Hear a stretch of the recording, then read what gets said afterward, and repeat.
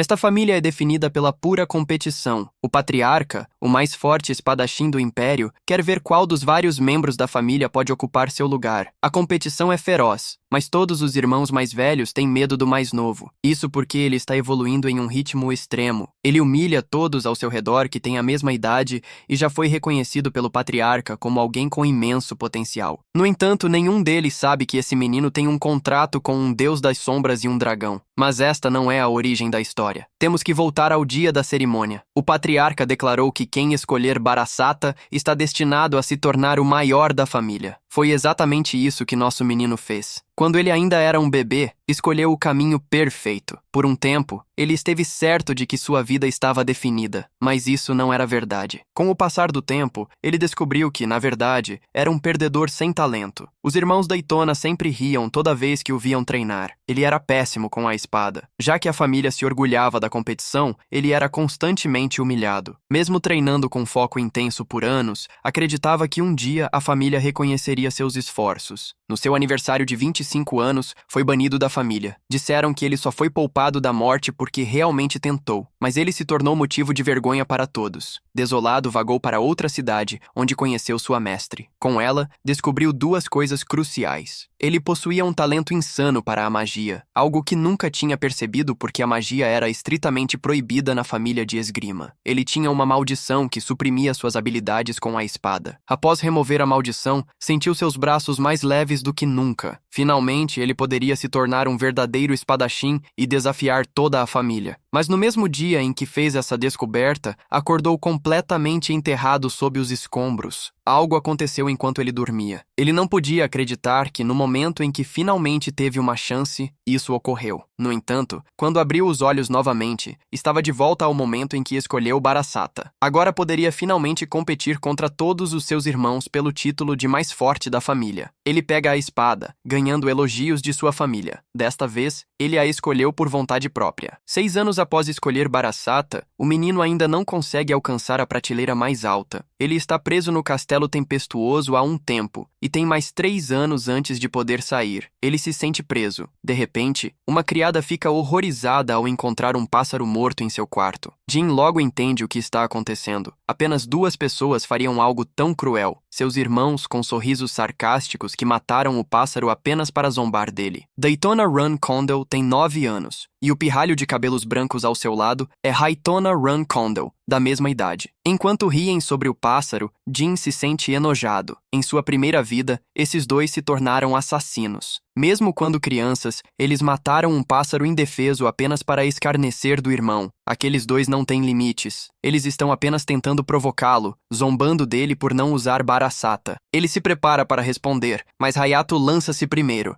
Jin bloqueia o soco. Até Hayato congela, porque o protagonista não está mais segurando a retaguarda. Ele responde com um golpe forte no rosto. Então, Jin dá uma surra brutal em Hayato, sem nem usar sua total força. Ele domina os 2 irmãos e os deixa com um aviso para ficarem fora do seu caminho. Kan aparece, chocado por ele ter derrotado os 2. Ele diz calmamente que eles estavam se atacando. Isso explica por que estão em tal estado. Ou, pelo menos, essa é a história. Mesmo assim, Kan quer levá-los a um médico. O protagonista se recusa. Em vez disso, manda que os levem a outro lugar. Ele os deixa em uma forte tempestade. É rigoroso, mas Jin acredita que eles precisam aprender que há consequências. Kan não está em posição de questionar a ordem do jovem mestre. No entanto, ele sente algo estranho, uma aura sombria vindo de Jin. Kan se pergunta se ele usou mana e percebe que Jin é quem colocou seus irmãos para baixo. Então, Kan decide relatar isso ao patriarca. De volta ao castelo tempestuoso, Jin nota o relatório sendo feito. Ele sabe que Kan conta tudo ao patriarca. Isso significa que Kan provavelmente sentiu a força das sombras, o poder que ele obteve do Deus das Sombras. Isso também significa que, mesmo nesta segunda vida, aquele poder sombrio ainda está ativo, protegendo-o da maldição que arruinou sua primeira vida. Agora que a maldição se foi, a história mudou. O protagonista não será mais conhecido como o pior espadachim. Isso por si só o faz feliz. Seu próximo problema é enfrentar seu pai, o patriarca. Após ouvir o relatório de Khan, o patriarca ordena que os portadores de bandeira sejam convocados e decide encontrar seu filho. 200 cavaleiros Runkandel também se preparam. Então, o lendário chefe da família Runkandel retorna ao castelo tempestuoso. Mary Runkandel fica surpresa com a ordem repentina de se reunir. Diffus Runkandel, outro portador de bandeira, também não tem ideia do que está acontecendo. Eles estavam no meio de uma batalha quando foram chamados de volta, e Diffus se pergunta se Jin é a razão. Nenhum deles consegue entender por que o patriarca precisa vê-lo. Luna Runkandel interrompe e pede que os dois fiquem quietos. Mas Mary ainda quer saber por que todos se importam tanto com Jin. De volta ao castelo Storm, uma serva diz a Jin que seu pai chegou. O garoto se pergunta o que Khan lhe disse. Muito provavelmente, seu pai quer saber sobre o poder que ele usou. Não é mana nem aura. Este encontro é importante porque decidirá se o poder do protagonista pode ajudar o clã. O patriarca chega com seus cavaleiros, empunhando sua lâmina. Sua primeira ordem é trazer Haitona e Daytona diante dele. Uma vez que estão lá, ele pergunta o que fizeram de errado. Os irmãos agem com arrogância, afirmando que não fizeram nada. Eles dizem que Jin os atacou com algum poder estranho, como magia. Estão claramente tentando incriminar o irmão, mas esse truque fraco não engana o patriarca. Ele responde com palavras frias, basicamente dizendo que meninos com mentes tão fracas não durarão no clã.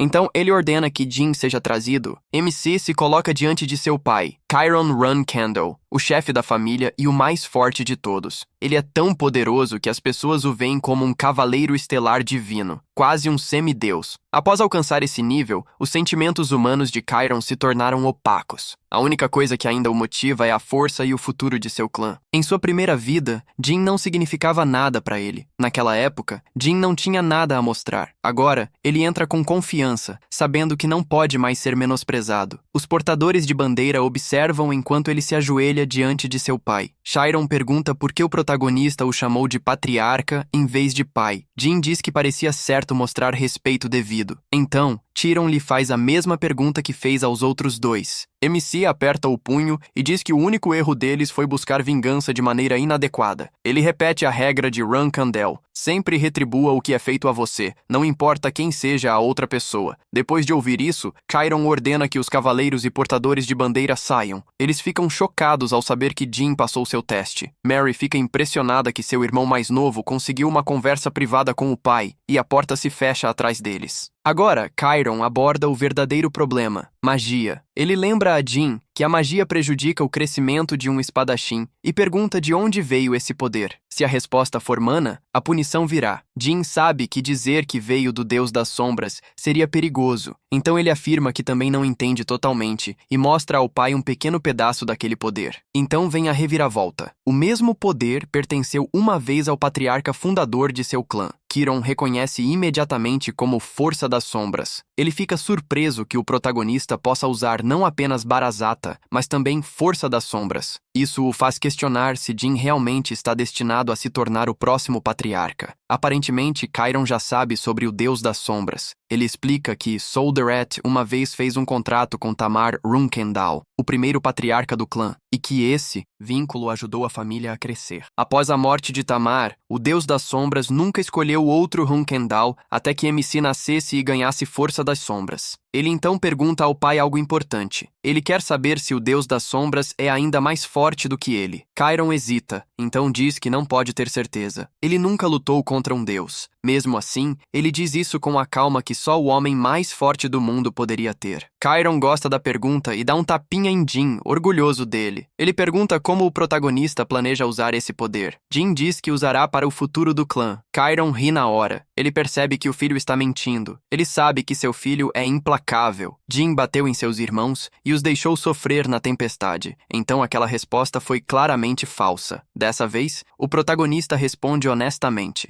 Ele usará a Força das Sombras para si mesmo. Chiron não fica irritado. Em vez disso, elogia a resposta e diz que continuará observando-o. A partir de agora, ele observa que a reunião termina. Ele está cansado, mas orgulhoso de como tudo ocorreu. Ele não precisa mais esconder seu poder. Então esta é uma verdadeira vitória. Ele se lembra de como se sentiu invisível em sua vida passada. Agora, as coisas finalmente estão começando a mudar. Aquilo à noite, sua irmã mais velha Mary traz um presente especial. Ela também prepara uma refeição como presente de despedida. Jin não se lembra dela ter sido tão gentil. Quando ele abre a caixa, encontra dentro um coração ardente de fênix. Esse é um presente incomum para uma criança de 7 anos, mas é assim que Mary é. Ela é uma portadora de bandeira e uma cavaleira 6 estrelas, temida como a mulher louca do sul. O presente é sua maneira de dizer a ele para ficar mais forte rapidamente e desafiá-la um dia. Comer um coração de fênix é um grande impulso. Isso dá imunidade total ao fogo e ajuda no crescimento. Jin começa a se perguntar se poderia se tornar forte o suficiente para invocar um fênix um dia. Então Di lhe traz a sopa. Antes que Jin possa comer, seus 2 irmãos arrogantes começam a olhar para ela. Eles também querem um pouco, mas são orgulhosos demais para simplesmente pedir. O protagonista lhes oferece um acordo. Eles podem ter um pouco se fizerem um favor a ele. Esse favor é horrível. Haitona e Daytona têm que cavar um lugar para encontrar algo, mas eles estão desesperados o suficiente pela sopa para fazer isso. Enterrado sob o chão está uma câmara oculta que abriga uma figura envolta em escuridão. Depois de muito cavar, os 2 finalmente terminam. Eles voltam exaustos. Estão prontos para a recompensa, mas Jin já comeu quase tudo. Ele deixa apenas uma colher para eles. É uma jogada brutal. Seus irmãos estão furiosos com o truque barato. Então, MC se dirige para o buraco que cavaram. Ele está satisfeito com o resultado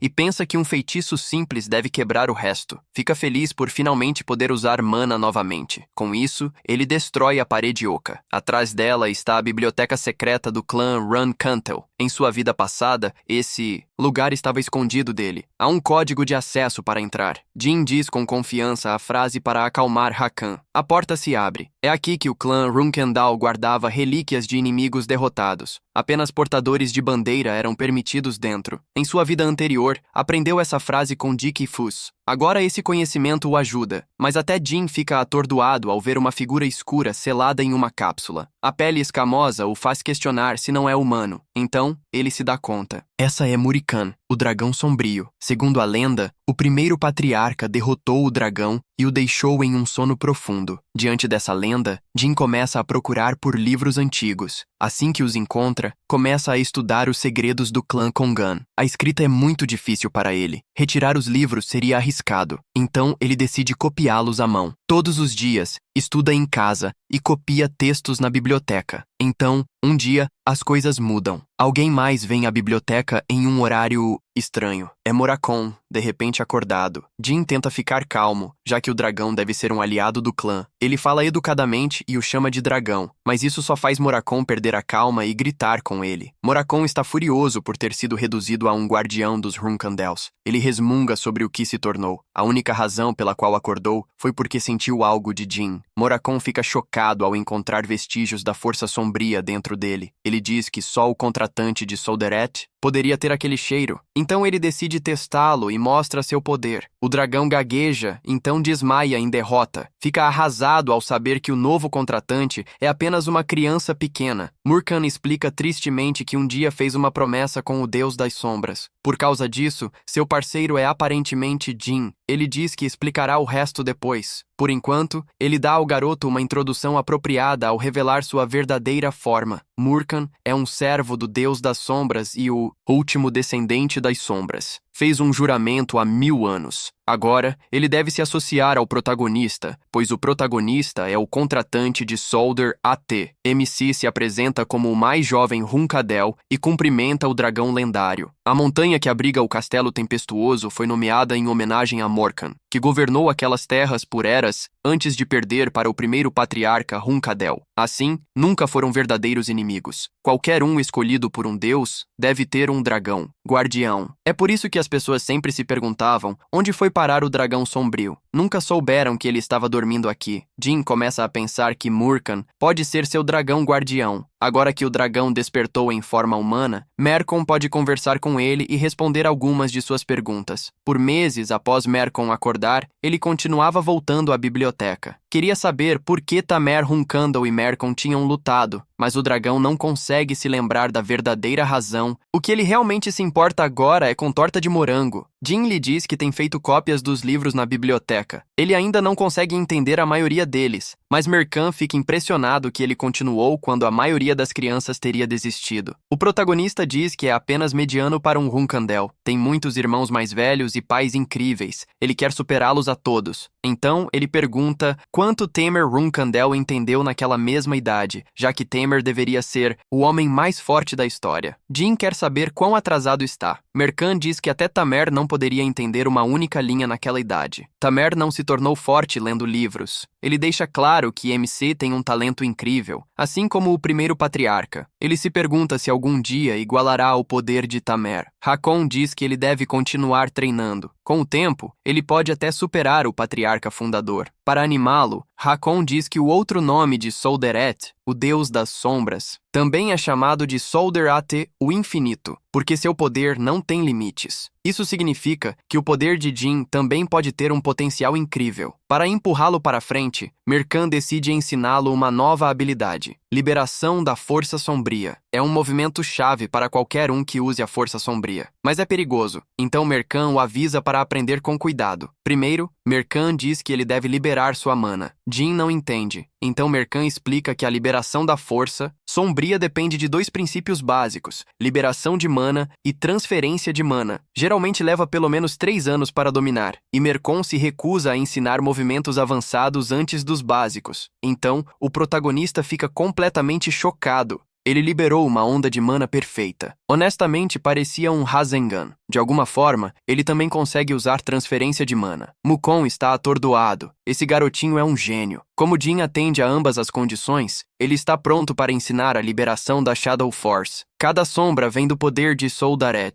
Soldaret é o verdadeiro mestre, enquanto o MC é o único contratado. As sombras começam a preencher a biblioteca, enquanto Mercan diz que ele também poderia se tornar o mestre delas. Jin está maravilhado com a exibição completa daquele poder. Então a história muda para Luna, que está perto de finalizar sua missão. Ela calcula que deve levar mais 4 meses. Em pé entre monstros mortos, Luna se pergunta que tipo de presente seu irmãozinho gostaria. 6 meses depois que Mercan acordou, Haitona e Daytona deixaram o castelo ao atingirem a maioridade. Isso deixa Jin, que recebe um bolo de aniversário de Gilly em seu 9º aniversário. Ele quer que todos compartilhem, mas então Kon chega de repente com notícias. Luna veio vê-lo pessoalmente. Como a primeira porta-bandeira do clã, ela é a mais velha e uma das melhores cavaleiras. Mas, ao contrário dos outros, ela não tem interesse em se tornar patriarca. Em sua vida passada, Luna maltratou o protagonista como família. Portanto, sua visita repentina parece estranha. Ele se pergunta se algo aconteceu no clã, ou pior, se ela descobriu sobre suas viagens secretas à biblioteca. Mas Luna o acaricia suavemente e o trata com uma bondade incomum. O MC diz que parece que ela está sendo cuidadosa ao redor dele. Luna pensa que ele acredita que eles são inimigos, e que ela o vê apenas como mais um rival pelo trono. Esse pensamento claramente a frustra. Luna tenta confortar seu irmãozinho. Então, ela se ajoelha, se desculpa e demonstra respeito genuíno. Ela também pede para falar com ele a sós. Ele fica desconcertado, mas sorri e a acompanha. Assim que ficam a sós, Luna diz que voltou correndo porque isso importa muito. Desde que ele começou a se destacar, os outros irmãos têm estado de olho nele. Isso significa que eles podem agir contra ele assim que ele deixar o Storm Castle. A irmã, que costumava se sentir tão distante, admite que tem medo de que o protagonista perca sua felicidade nos feios jogos de poder da família. Ela diz que odeia as tradições erradas do clã Candle. Ao ouvir isso, Jin finalmente entende por que Luna desistiu de se tornar patriarca em sua vida passada. Embora ela nunca tenha dito nada disso, ele se pergunta se o antigo dele simplesmente não valia essas palavras. Mesmo assim, é claro que Luna está realmente preocupada que seus irmãos possam vir atrás dele em breve. O MC dá sua resposta, dizendo que não vai recuar da luta contra seus irmãos. Luna deixa claro que não está dizendo isso por ela mesma. Ele sabe disso, e revela que alguém já tentou assassiná-lo uma vez. Isso a choca. A fúria explode do poder de Luna ao pensar em alguém tentando matar seu irmão no Storm Castle. Ela exige saber quem fez isso. Jin diz que não sabe, e por enquanto, ele está seguro. Ele se sente feliz ao saber que pelo menos um irmão realmente se importa com ele. Luna puxa o protagonista para um abraço e se desculpa pelas regras cruéis da família ligadas ao nome Runkandel. Acolhido assim, o MC percebe que nunca conheceu esse lado dela. Não querendo estragar seu aniversário, Luna lhe dá um presente. É um pinguim pingente azul. Ela lhe diz para se virar. O colar pode chamar Luna para ele uma vez se for quebrado. Ela quer que ele o use sempre que estiver em perigo real. Luna lhe deseja um feliz aniversário e os dois compartilham uma pequena celebração calorosa. Mas ela logo precisa voltar ao trabalho. Depois de se despedir, ela vai embora. Mais tarde, Jin leva o colar para a biblioteca. Muricon fica atordoado porque o pingente é inestimável. Um dia pertenceu ao rei das bestas demoníacas, um tesouro pelo qual as pessoas morreram tentando obter. Ele protege o portador de feitiços mais fracos e também aumenta sua própria magia. Jin diz a ele que Luna deu isso a ele. O que o choca ainda mais é perceber que Luna provavelmente já sentiu a presença de Muricon. Mesmo assim, ela não irá relatar isso ao clã, porque se preocupa com seu irmãozinho. Luna claramente sabe que algo está acontecendo entre ele e Muricon, mas escolhe confiar nele e apoiá-lo, não importa o que aconteça. Jin uma vez pensou que seus primeiros 10 anos no castelo seriam chatos e vazios. Mas em tão pouco tempo, ele aprendeu tanto, ganhou presentes preciosos e cresceu através dos laços com pessoas que realmente importavam. Seu eu passado sonhava com coisas como essa. Então o dia finalmente chegou. O protagonista completou 10 anos. Ele treinou com Kon, se preparando para deixar o castelo. A força de Jin naquela idade impressionou o Cavaleiro Guardião, que entendeu por que o patriarca ainda estava de olho na criança mais nova. O MC também chamou a atenção de um instrutor que estava avaliando se Kon era digno de ensiná-lo. Quando o treinamento acabou, Kon se curvou para o garoto. Ele só pode ensiná-lo até ele deixar o Storm Castle e planeja atender a todas as expectativas. Agora, o protagonista se sente quase imune ao fogo, graças ao coração de Fênix que Mary lhe deu. Ele está empolgado que seu poder finalmente está começando a se mostrar. Em breve, ele absorverá completamente a força da Fênix. Jin está deixando o Storm Castle amanhã. Jilly nota seus livros e ele pede que ela os empacote para leitura posterior.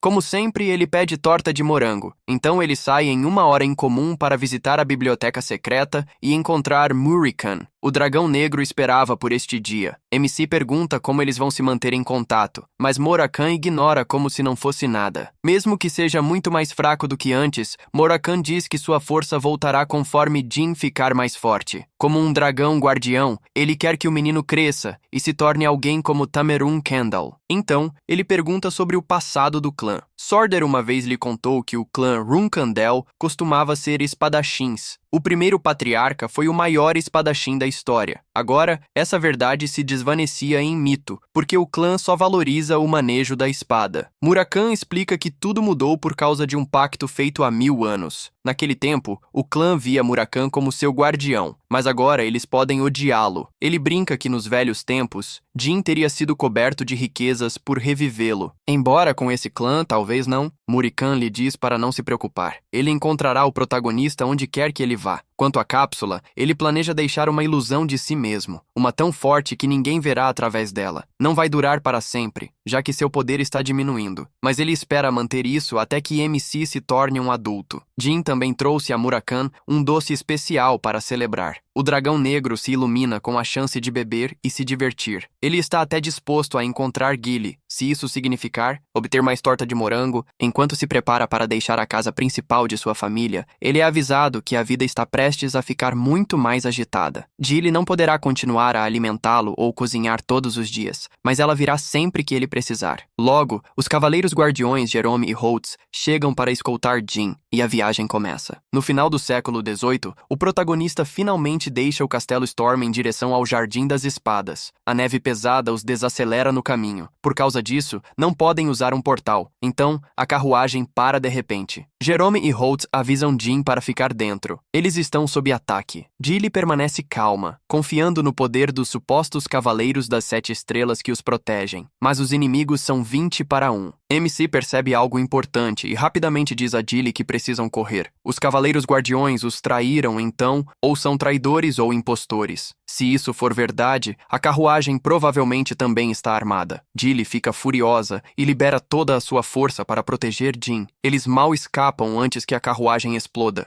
Gilly quer assumir a culpa, desculpa, mas ele lhe diz que coisas maiores importam no momento. Antes de tudo, as pessoas que atacam aqueles cavaleiros podem realmente estar do lado deles. O protagonista se surpreende que os outros os deixaram escapar, o que o torna ainda mais suspeito. Então a verdade vem à tona. Os feiticeiros do clã Yuda do Reino Pitel e o grupo mercenário do Rei Negro estão todos aqui para manter os meninos seguros após encontrá-los. O vice-capitão Marika explica que proteger Jin é sua missão. Enquanto isso, Jerome e Rhodes estão perdendo feio, porque seus falsos Cavaleiros das 7 Estrelas estão sobrecarregados. Uma vez que o grupo os encurrala, um dos homens zomba que não dirá nada a um servo Runkintel. Frio como sempre, Jin ordena que matem um para que o outro fale. Gilly se move em velocidade ofuscante e derruba um homem. Então, ela corta os 2 braços do segundo impostor, deixando-o em dor insuportável com os braços fora. Gilly vence a luta e arrasta-o até Jin. Eles a subestimaram gravemente. Ela pode ser uma criada, mas também é uma artista marcial leal das 7 Estrelas. Qualquer um que tentar assassinar MC deveria ter enviado lutadores mais fortes. O impostor mutilado cospe um aviso de que a era dos Runkandels vai acabar. Para a surpresa de todos, Jin concorda. Ele diz que esse idiota só se importa com sua própria fama em vez do futuro do clã. O impostor finalmente revela que está ligado ao clã Zipfel, a família feiticeira que controla uma enorme parte do mundo. Eles há muito são rivais dos Runkandels e buscam apenas a maestria mágica. Após a morte de Tamar, o clã Zipfel forçou os Runkandels a entrar em um pacto que baniu a magia e selou o poder da família para sempre. Isso fez dos Zipfels os inimigos dos Runkandels por mais de 1000 anos. Este impostor é apenas uma de suas ferramentas. Decidindo que o homem não tem mais valor, Jin deixa o resto para Gilly. O impostor implora por morte, mas ele o ignora e pensa sobre por que esse ataque aconteceu. Mais do que isso, ele suspeita que isso foi obra de um extremista Zipfel, não do clã como um todo.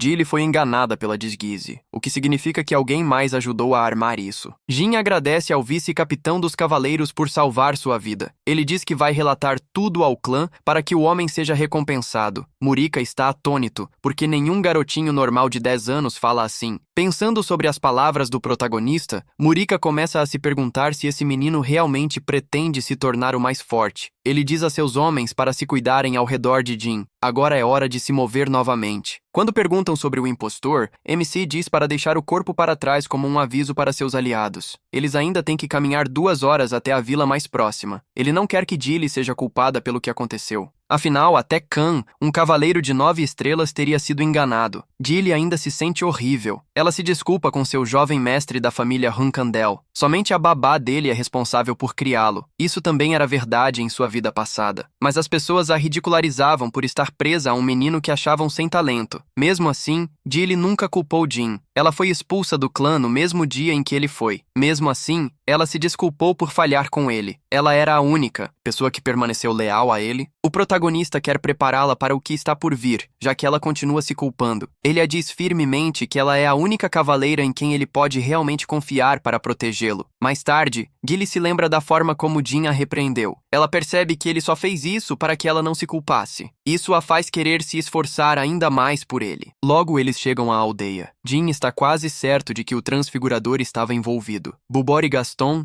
um homem conhecido por usar o poder de transformação de um dragão em um nível além até mesmo dos monstros. Essa habilidade lhe permitiu cometer crimes em todo o mundo. Se Bubori faz parte disso, ele sabe que a situação pode ficar feia rapidamente. Em sua vida passada, a fúria de Bubori só terminou depois que ele foi finalmente capturado. Agora, Jin se pergunta se deve tentar trazer aquele homem para seu lado desta vez. Mesmo depois de quase morrer em um de seus planos, exausto, o protagonista desaba na cama. Gilly o cobre. Quando ele acorda, Jin conclui que seu treinamento brutal está finalmente desgastando seu corpo. Então, ele nota um gato irritante na janela. Um segundo depois, percebe que o gato é Miracon. O dragão realmente se transformou em gato só para continuar seguindo-o. Miracon fica bravo e cospe de volta. Jin deixa-o entrar, embora ainda esteja irritado. Miracon volta à forma original e começa a lhe dar uma palestra, mas é tão desastrado que bate na mesa. Ao ouvir a colisão, Gilly corre e avista o intruso. Ela está pronta para cortá-lo antes que Jin consiga explicar qualquer coisa. Então, Miracon se lembra de que Gilly foi quem fez tortas de morango para ele. Para ele, isso é como encontrar ouro. Ele já se arrepende de tudo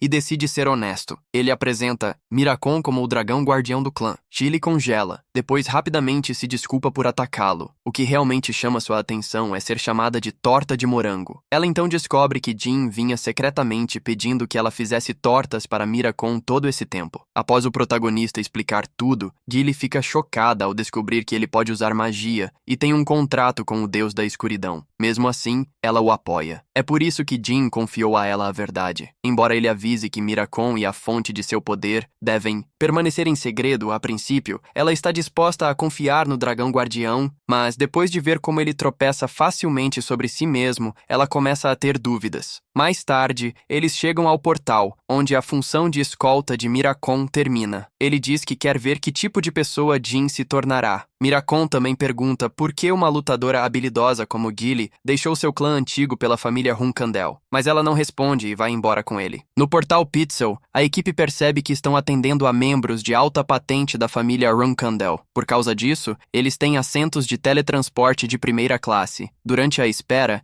Gilly se preocupa com a magia de Jin, já que não há uma maneira crível de explicar isso para a família. O protagonista planeja esconder de onde vem seu poder. Então ele nota um nobre mago do clã Zephyr na primeira classe também. O homem demonstra abertamente seu desgosto, mas de repente se interessa pelo gato.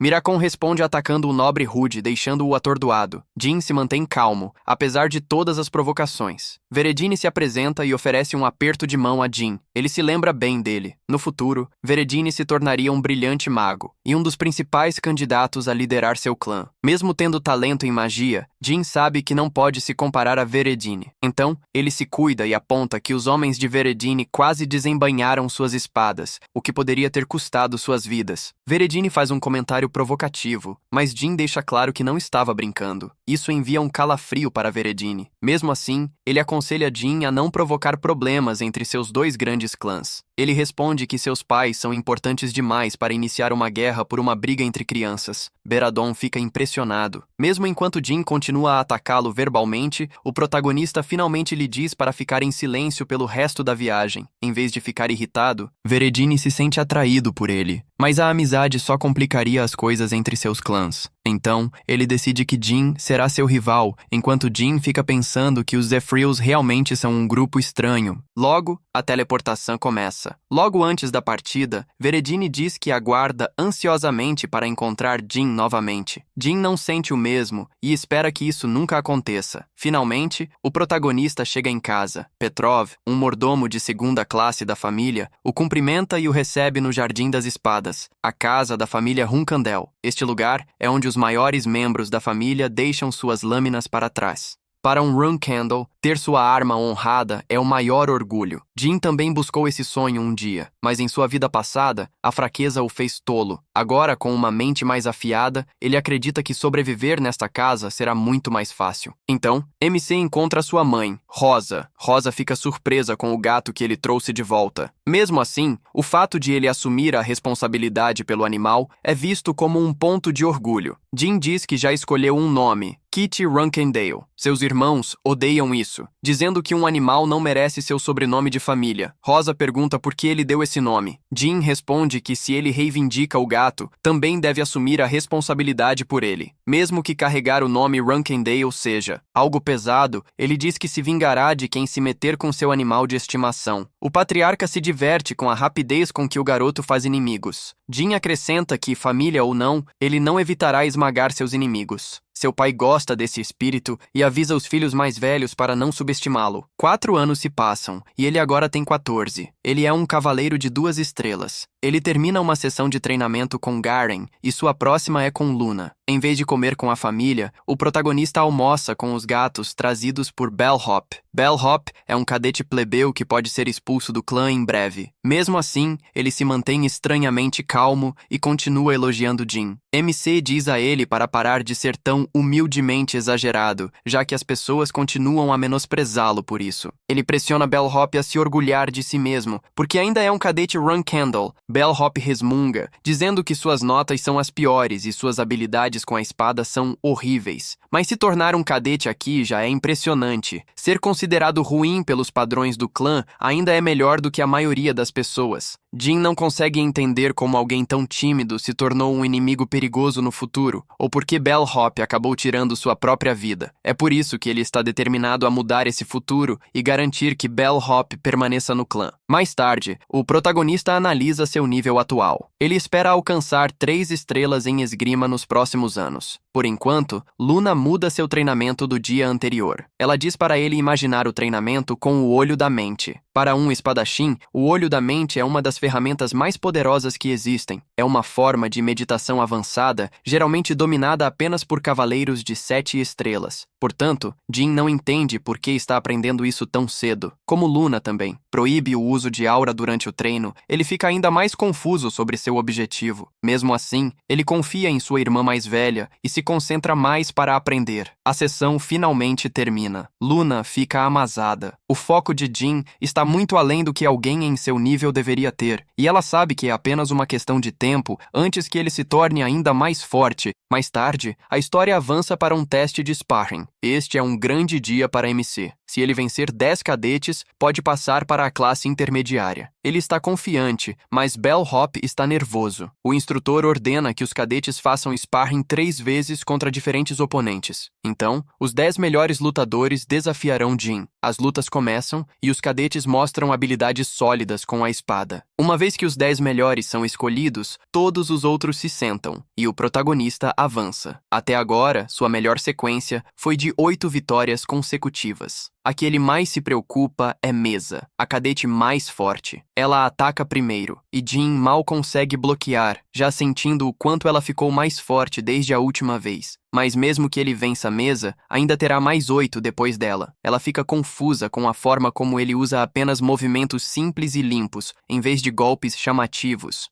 Então, Mesa percebe que MC está olhando para ela com desprezo. Furiosa, ela corre em direção a ele novamente e libera ainda mais poder. Ela está totalmente determinada a vencê-lo. Mesa vai para o golpe final, mas Jin quebra sua espada e vence a luta. Ela fica em choque, pois ele atingiu exatamente o mesmo ponto novamente, lascando a lâmina até que ela se despedaçou. Suas forças e resistência eram semelhantes, mas a precisão dele decidiu a luta. Mesa promete treinar mais e impressioná-lo da próxima vez. Mesmo com 10 cadetes esperando, Jin fica feliz por ter vencido Mesa primeiro, pois isso destrói a confiança dos outros. Ele então derrota o último cadete e completa o desafio, garantindo um lugar na classe intermediária no próximo ano e um treinamento real de um verdadeiro instrutor, Run Candle. Mesmo após o teste terminar, Jin pede mais uma luta. Ele chama Bellhop pelo nome. O garoto tímido recusa a princípio, mas o protagonista alerta que se ele continuar agindo assim, seu tempo no clã será curto. MC diz claramente que planeja esmagar Bellhop nesta luta. Nervosamente, Bellhop pisa no campo. Ele mal consegue segurar sua espada firme e se pergunta se Jin está o punindo. Ele pensa que essa deveria ser uma vitória fácil para Bellhop, já que está cansado depois de lutar contra 10 cadetes. Mesmo assim, o protagonista ainda acredita que pode dominar o fraco. Então, ele ataca sem mais palavras. Bellhop mal consegue bloquear o golpe pesado e nota a defesa, impressionado. Bellhop luta para se manter, mas MC continua pressionando-o sem misericórdia. Ele o persegue com pura força. Ele avisa que o último golpe poderia ter matado Bellhop, e então lhe dá mais uma chance de se provar. Bellhop Schmidt se levanta novamente. Algo parece errado. Uma aura dourada o envolve enquanto ele se prepara para atacar de verdade. Mesa avisa Garen que Jin pode morrer ali. O protagonista ordena que todos mantenham isso em segredo. Ele diz a Bellhop Schmitz para usar sua aura em pleno poder. Bellhop Schmitz avança com tudo que tem. Ele pensa que MC está cansado demais para vencer, mas MC ainda bloqueia o golpe. Sua espada se quebra com o impacto. Jin sempre soube que Bellhop Schmitz tinha talento escondido, mas ele nunca imaginou que o garoto poderia usar aura, mesmo sem uma lâmina. Ele revida com um golpe forte e prende Bellhop Schmitz em um golpe de estrangulamento. Então, de repente, ele o solta, pegando Bellhop Schmitz de surpresa com misericórdia. O protagonista decide falar honestamente. Ele admite que nunca quis lutar com ele assim. Mesmo não sabendo muito sobre Bellhop Schmitz, ele quer que ele fique mais forte também. Bondade sozinha não manterá ninguém vivo em seu clã. Jin mostra um lado mais gentil. Ele pede a Bellhop Schmitz para se juntar aos outros, ficar mais forte e proteger o que acredita. Então é hora de almoçar. MC vai buscar comida para ambos, já que Belob Schmitz geralmente é quem faz isso.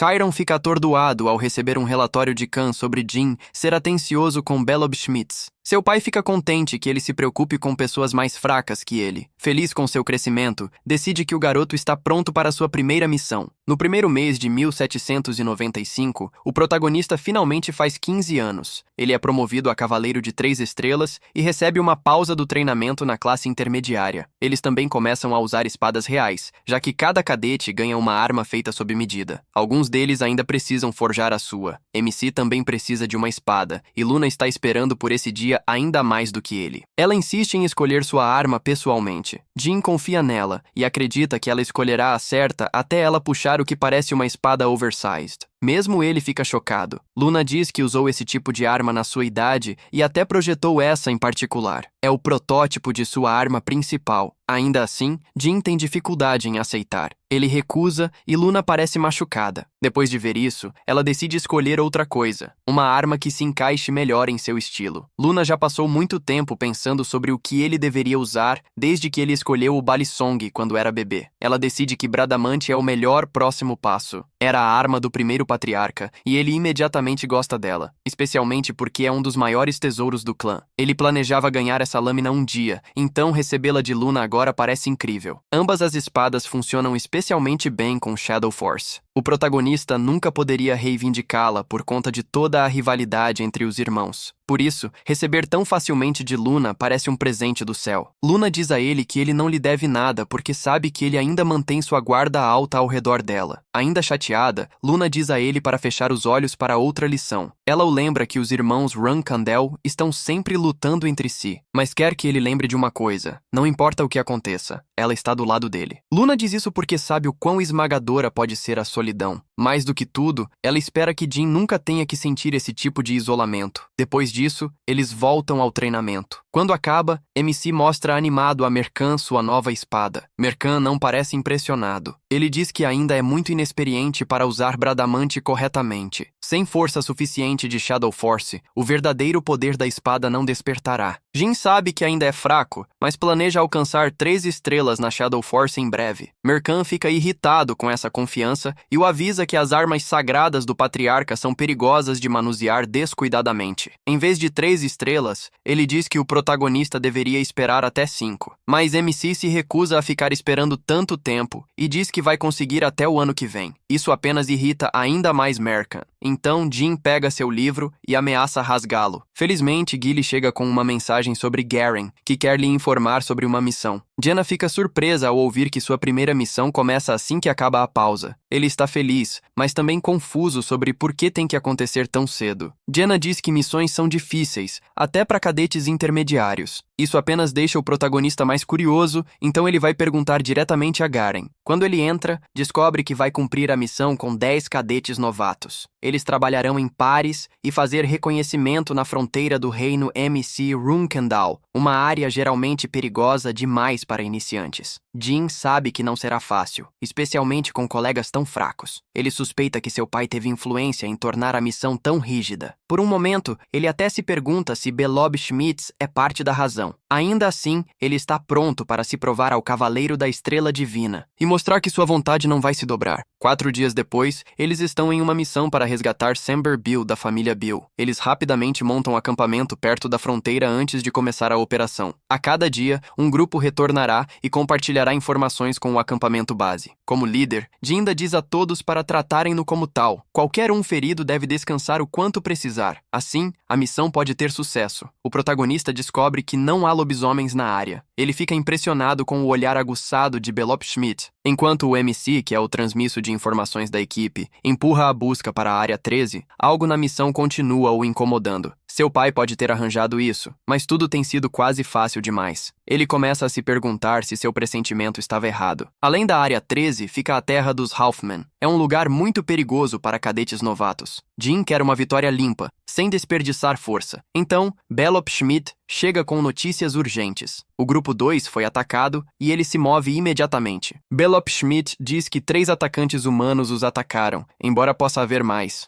Jin ordena que os outros voltem ao acampamento. Ele lidera a perseguição pessoalmente, já tentando descobrir o que o inimigo quer. Muitas coisas não fazem sentido, mas o protagonista está determinado a se vingar. O sangue na trilha horroriza Belop Schmidt. Ele teme que a equipe de Mace tenha sido aniquilada. O MC discorda. Ainda há esperança, pois não há partes de corpos por perto. Então, ele encontra um curativo ensanguentado e deduz que o grupo 2 mudou de rota ao perceber outra ameaça próxima. Ele ordena que Sierra vá com Eddington e David, enquanto ele e Belop Schmidt vão atrás do grupo 2. Os dois finalmente encontram o grupo 2 ainda lutando, mas Mace está desaparecida. Dina diz a Belop Schmidt para atacar o inimigo à esquerda. Então, ele reveste sua arma com força sombra, aumentando seu poder. Ele lança a lâmina e mata um atacante instantaneamente. Belop Schmidt avança sobre o segundo homem, mas Dina se move mais rápido e o derruba por trás. Assim, ambos os inimigos estão mortos. É quando ele descobre que Mace foi capturada. Ele dá ao último assaltante 2 opções, e ambas terminam em morte. Esse jovem de 15 anos ameaça matar todos que o homem conhece, aterrorizado por sua família. O homem revela que trabalha com a facção Kanzalo. Na linha do tempo original, esse grupo terrorista foi responsável pela morte do rei do reino Jinhong Kandel. Eles fingem lutar por revolução, mas realmente querem conquista mundial. O protagonista pergunta o que estão planejando, mas o homem é apenas um membro de baixo nível e sabe pouco sobre a base principal. Ele revela outra base com 20 artistas marciais e magos. A última pergunta do MC é por que Mace foi sequestrada, e ele descobre que a ordem era capturar cadetes femininas por razões políticas. Depois de obter o que precisa, Jin age rapidamente e o mata. Ele não tem intenção de poupar inimigos. 1 hora se passou desde que Mace foi levada. Ele diz aos outros para se curarem e pedirem ajuda enquanto ele vai atrás de todos os 20 inimigos sozinho. Seus companheiros se opõem, querendo lutar ao seu lado em uma missão tão perigosa. O protagonista rejeita isso. Proteger o clã é seu dever. Ele confia em sua própria força e não está interessado em discutir suas ordens. Ele coloca Belop Schmidt no comando até sua volta e então parte para salvar Mace. Ele só espera conseguir alcançá-la a tempo. Agora, Jin precisa enfrentar inimigos capazes, muito superiores ao que deveria ser seu nível. Ele é forte, mas não o suficiente para derrotar todos eles de frente. Então, seu verdadeiro objetivo é resgatar Mace, não exterminá-los. O MC usa magia de detecção e mistura com sensibilidade ao vento para fortalecê-la ainda mais. Isso permite que ele siga o caminho do inimigo. Ele continua se movendo rapidamente, até que um grupo de atacantes o surpreende. Eles ficam chocados ao ver que um cadete Runkendal pode usar magia. Jin derruba um deles, mas então um mago prende sua mão. Ele corta aquele inimigo por trás e ignora as chamas, graças à sua resistência ao fogo. O mago muda para magia de gelo, mas isso também não funciona contra esse monstro. O feiticeiro está acabado. Jin se pergunta se estão menosprezando seu lado, porque são apenas cadetes novatos. Ele conhece as fileiras Kingslow e isso lhe dá uma esperança. Mace não será ferida antes de chegar a um oficial. Essa pequena chance é o suficiente para distrair o inimigo. Ele lança magia de fogo. Enquanto eles se concentram nas chamas, ele avança para a próxima parte de seu plano. Ele chega à base deles e espera que cometam um erro. Logo, Jin vê seu líder, que já sabe que alguém causou o incêndio. Uma pena para ele. O protagonista o mata antes que os outros possam se aproximar. Ele pega as chaves e arromba a sala das celas. Dentro, ele encontra um alçapão e o abre. É ali que ele finalmente encontra Mace. Ela fica atordoada ao ver que Jin chegou até ali. Ele a solta, mas então todo o lugar começa a tremer. Mace diz a ele para deixá-la se sair ficar muito difícil. O MC ignora isso e atira para fora. Então ele vê algo horrível. Um Half Beast massacrou um monte de inimigos. É o lobisomem branco. Jin nocauteia Mace para que ela não faça nada imprudente. O lobisomem pergunta se ele começou o incêndio. O protagonista dá seu nome e diz que é o filho do patriarca. Então, ele enfrenta a besta. O lobisomem fica surpreso ao ver que um subordinado Runkendal apareceu ali. Dias antes desta missão, Jin estava tentando dominar sua espada, mas Murakin continuava o interrompendo. Ele o chamava de louco. Avisou o MC para não despertar a espada cedo demais e destruir seu corpo. Irritado, ele não teve escolha a não ser parar. Agora, no presente, ele está enfrentando seu inimigo mais difícil até então. Cargito Truca. Ele é um guerreiro da raça de lobisomens brancos. Essas criaturas nascem para matar. Eles são fortes o suficiente para derrotar 6 Cavaleiros das Estrelas. Odiavam o clã Runkandle porque Tamia Runkandle matou seu deus. Jin está encurralado. Ele não consegue levar mesa para a segurança com essa coisa o perseguindo. Então, há apenas uma escolha: lutar. O monstro pergunta se um Runkandle vai enfrentá-lo ou fugir como um covarde. O protagonista diz que vai lutar de frente. Essa resposta irrita Kujitruka e ele avança. Ele balança seu enorme martelo contra Jin. MC desvia do primeiro golpe, mas apenas por um segundo. A velocidade e o poder do monstro são esmagadores. Ele mal consegue acompanhar, mas acredita que ainda tem uma chance. Se conseguir usar sua arma oculta, não quer depender do pingente de Luna. Ele quer superar essa parede com sua própria força. Magia básica não funcionará contra um lobisomem. Usar seus poderes secretos onde outros possam notar também é perigoso. Então, sua única real opção é a força sombria. Jin tenta despertar a espada porque, se não conseguir, vai perder essa luta. O monstro até elogia a lâmina por aguentar tanto tempo. Ainda assim,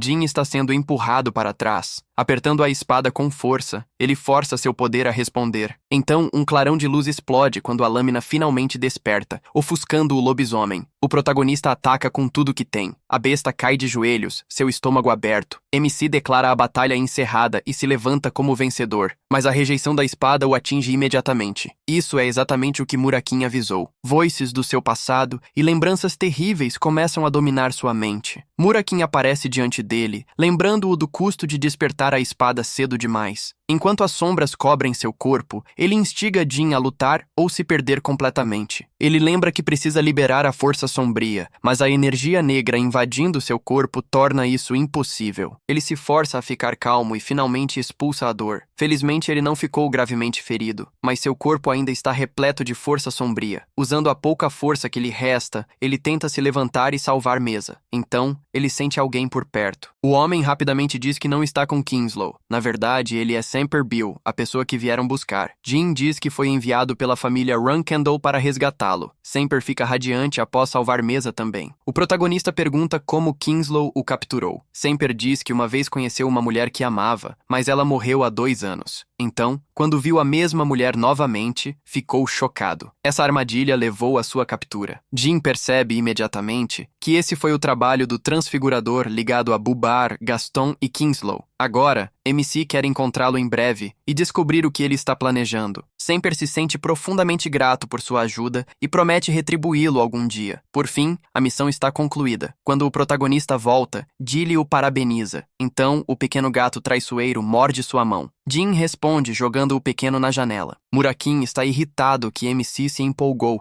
e despertou a espada antes de estar pronto. Ele agride o último contratado do Sword Rat por arriscar sua vida como um idiota. Dilly tenta intervir, mas Murakin também impede isso. Jin argumenta que não queria desperdiçar seu pingente, especialmente com inimigos mais fortes à frente. Mais do que isso, ele quer saber como Murakin percebeu o despertar da espada. Murakin explica que ativá-la fez sua força sombria crescer rapidamente. A sobrecarga da força sombria é aterradora. 9 dos 11 usuários foram esmagados pela mesma. Apenas Murakin e o protagonista sobreviveram. Ainda assim, Jin está abalado com a dor que sentiu. Murakin de repente pede torta de morango, então faz uma cara emburrada quando é recusado. Enquanto isso, a notícia de que MC derrotou o lobisomem branco começa a levantar dúvidas. Todos sabem que ele está apenas no nível de 3 estrelas. Portanto, vencer aquele monstro não faz sentido. Eles especulam que o lobisomem deve ter sido mais fraco do que o normal, mas Mil não está convencido. Os dois se voltam para os gêmeos Tona e perguntam se Jin realmente derrotou um monstro tão forte. Agora que ele está na turma intermediária, Heitona e Daytona são os que estão em apuros. Mayu e Ann não conseguem parar de rir disso. Então Ann encara os gêmeos e os avisa para não mentirem. Os irmãos admitem que estão aterrorizados pelo protagonista. Ann está pronta para ajudá-los usando seus escravos. A turma intermediária é tudo sobre a sobrevivência do mais forte. Apenas os cadetes mais fortes de 3 a 5 estrelas permanecem lá. Ann e Mayu já têm muitos desses cadetes trabalhando como seus escravos. Eles estão prontos para enviá-los contra os problemas de Aitona e Daytona. Jin, de volta com MC para finalizar esta missão, elevou sua força sombria para 4 estrelas. Usar todo esse poder ainda é arriscado, então ele visa alcançar a habilidade de espada de 6 estrelas nos próximos anos. Depois disso,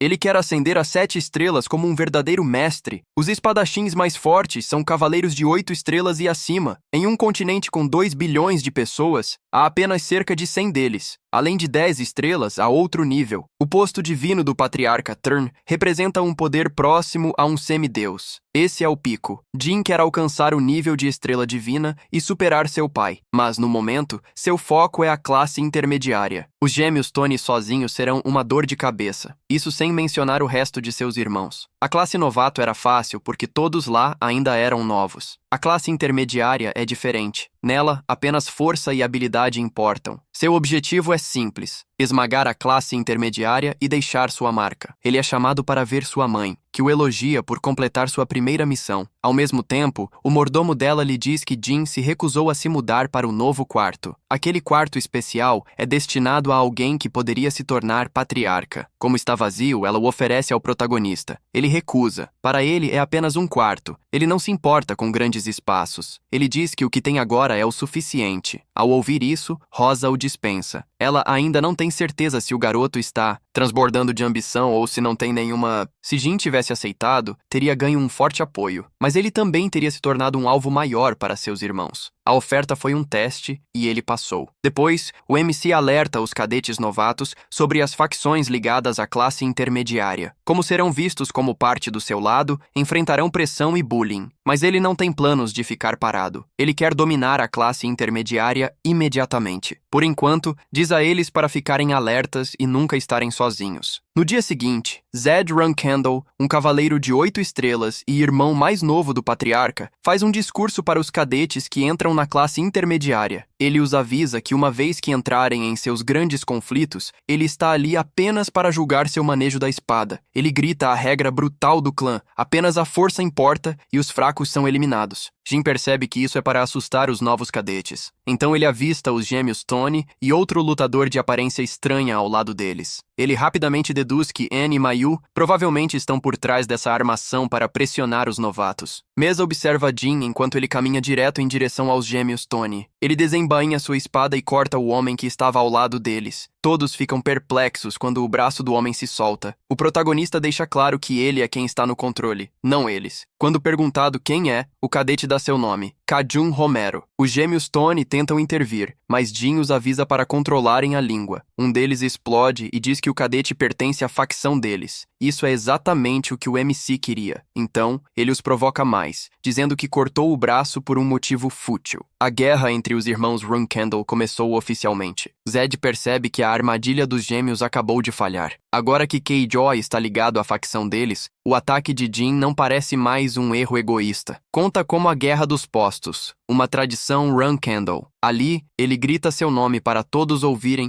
e avisa a classe intermediária que cortará qualquer um que vier contra ele. Mas esse movimento audacioso também o coloca contra um cavaleiro de 8 estrelas. Seu tio Zed está furioso. Jin Runkendall afirma que está desafiando a decisão de Jed. O ofendido cavaleiro de 8 estrelas invoca sua arma. Ele avisa que, se a razão do protagonista não for boa o suficiente, ele o matará. O MC responde que Jed comanda a classe intermediária, então ele deveria ter notado o ataque imediatamente. Ao ouvir isso, Jed empurra sua lâmina em direção ao rosto do MC e o corta levemente como um aviso. O MC diz calmamente que não ficou ofendido. Ele acrescenta que não desafiou Jed diretamente porque sabia que perderia. Caso contrário, teria atacado desde o início. Jed diz que não tem problema em cortar até o filho do patriarca. Ele admite que Jed é muito mais forte, mas um Runkendall nunca recua quando a honra está em jogo. Jed ri, mas aprecia a resposta. Ele aceita seu lugar no clã e o usa como exemplo do que um verdadeiro Runkendall deve ser. Então a sessão termina. Ao sair, Jin dá aos gêmeos Tony um último aviso. O dia chegará em que eles temerão mais a ele do que a seus irmãos mais velhos. Mais tarde, de volta ao seu quarto com Marrakech, o protagonista Runkendall explica a Guerra dos Postos para Gilly. Ele tem certeza de que Mayu e Anne estão puxando as cordas por trás desse conflito. O cadete que Jin cortou foi aquele que saiu da linha, e aquele homem costumava pertencer à facção de Anne antes de se juntar aos gêmeos. Isso não deveria acontecer, já que os líderes de uma facção não devem ser mais fracos que seus membros. Gilly não consegue entender o que Anne e Mayu estão planejando, mas o MC não se importa em ser tratado como um um inimigo. Ser visto como um rival, na verdade, o ajuda. Eles podem usar seu poder para dificultar suas missões e tentar forçá-lo a falhar. No entanto, não há muito mais que possam fazer se ele conseguir lidar com as ameaças, uma missão de cada vez. Esse é exatamente seu plano. Como as missões difíceis estão chegando de qualquer maneira, ele as usará para acumular vitórias e ficar mais forte. Billy sugere levar Mercan junto para a segurança, mas Jim diz que ele tem outro trabalho para ele no dia seguinte. Ele e os gêmeos Tona encontram seu tio e ouvem sobre o treinamento especial dado para herdeiros de sangue puro do condomínio. Será brutal, mas é para moldá-los em verdadeiros membros do clã. A esgrima de Vela do Anel não segue regras normais. Eles usam técnicas especiais que só portadores de bandeiras podem aprender. Esse estilo estranho é o que os torna diferentes de outros clãs. Jim conclui que é porque o corpo da Vela do Anel é diferente por natureza. Sua linhagem sanguínea lhes dá um dom natural para a espada. Eles simplesmente nascem com esse talento. Portanto, esse treinamento foca nos básicos. A tarefa deles é simples: segurar uma bola de aço. O protagonista imediatamente sente que há algo estranho nisso. Essas bolas são chamadas de pedras cantantes. Elas fazem diferentes sons dependendo do golpe. Jed prova isso com um clangor alto que ecoa em seus ouvidos. Quando ele golpeia novamente, o som muda para um tom bonito. O resultado depende de quanta força é usada. O objetivo deles é acertar a pedra com precisão e produzir aquele som claro e bonito cada vez. Jim vê rapidamente por que isso funciona tão bem para as velas do anel. Mesmo assim, parece muito básico para ser chamado de método de treinamento secreto. Então, Jed vai para o terceiro e último som. O MC observa de perto, mas no momento em que a lâmina atinge, ele sente o que está prestes a acontecer. Ele empurra seus irmãos para longe enquanto a pedra se despedaça. Os gêmeos Tona ficam atordoados, enquanto Jed está impressionado que Jim percebeu isso a tempo. Jed explica que uma pedra cantante explode se for atingida com muita força. Portanto, esse treinamento pode custar-lhes a vida. Todos os seus irmãos mais velhos passaram pelo mesmo. Ele pergunta como Luna evitou isso. Jed diz que ela não evitou nada. Ela simplesmente enfrentou a explosão de frente, e sua defesa era tão forte que não a machucou. Isso deixa os três meninos sem palavras. Então Jed lhes dá seu objetivo: treinar até que possam fazer aquele som bonito sempre que quiserem. A história então muda para Luna, que ouve sobre a tentativa de assassinato do protagonista. Ela sabe que Mil e Annie estão envolvidas de alguma forma, mas não são burras o suficiente para atacá-lo dentro do castelo da tempestade. Se o patriarca descobrisse, suas vidas estariam em risco. Sua criada se pergunta se Jim pode ter mentido para Luna antes. É possível que ele ainda fosse jovem na época, e nos últimos 5 anos, eles não encontraram nenhum vestígio daquele plano de assassinato. Luna lembra como ele era cuidadoso ao seu redor, mas quando pensa de volta em seu rosto, sabe que ele estava dizendo a verdade. Assim, Luna ordena à sua criada que continue observando os movimentos de Mil e Annie. Ao mesmo tempo, começa a se perguntar o que Jim está planejando, especialmente depois de lembrar seu próprio tempo com as pedras cantantes. No dia seguinte, o MC mal consegue se manter em pé. Este é o treinamento mais difícil que ele já enfrentou. Jim observa toda a sessão. Ele estava errado ao pensar que se tratava de talento físico. O verdadeiro propósito é construir aura, e ele precisa de mais disso para cobrir sua falta de força bruta. Ele tenta manter a calma. É difícil, mas não impossível. Os gêmeos Tona conseguiram em sua vida passada. Jim estuda os três enquanto eles lutam, e Jim está claramente melhorando mais rápido. Ele pode até quebrar o recorde de Luna com as pedras cantantes até o final. Os gêmeos Tona estão completamente exaustos. Jim ainda respeita a resistência deles. Quanto ao protagonista, seu tio está quase irritado que o mais novo esteja se revelando um verdadeiro destaque. Pouco a pouco, Jed está se tornando o maior fã de seu sobrinho.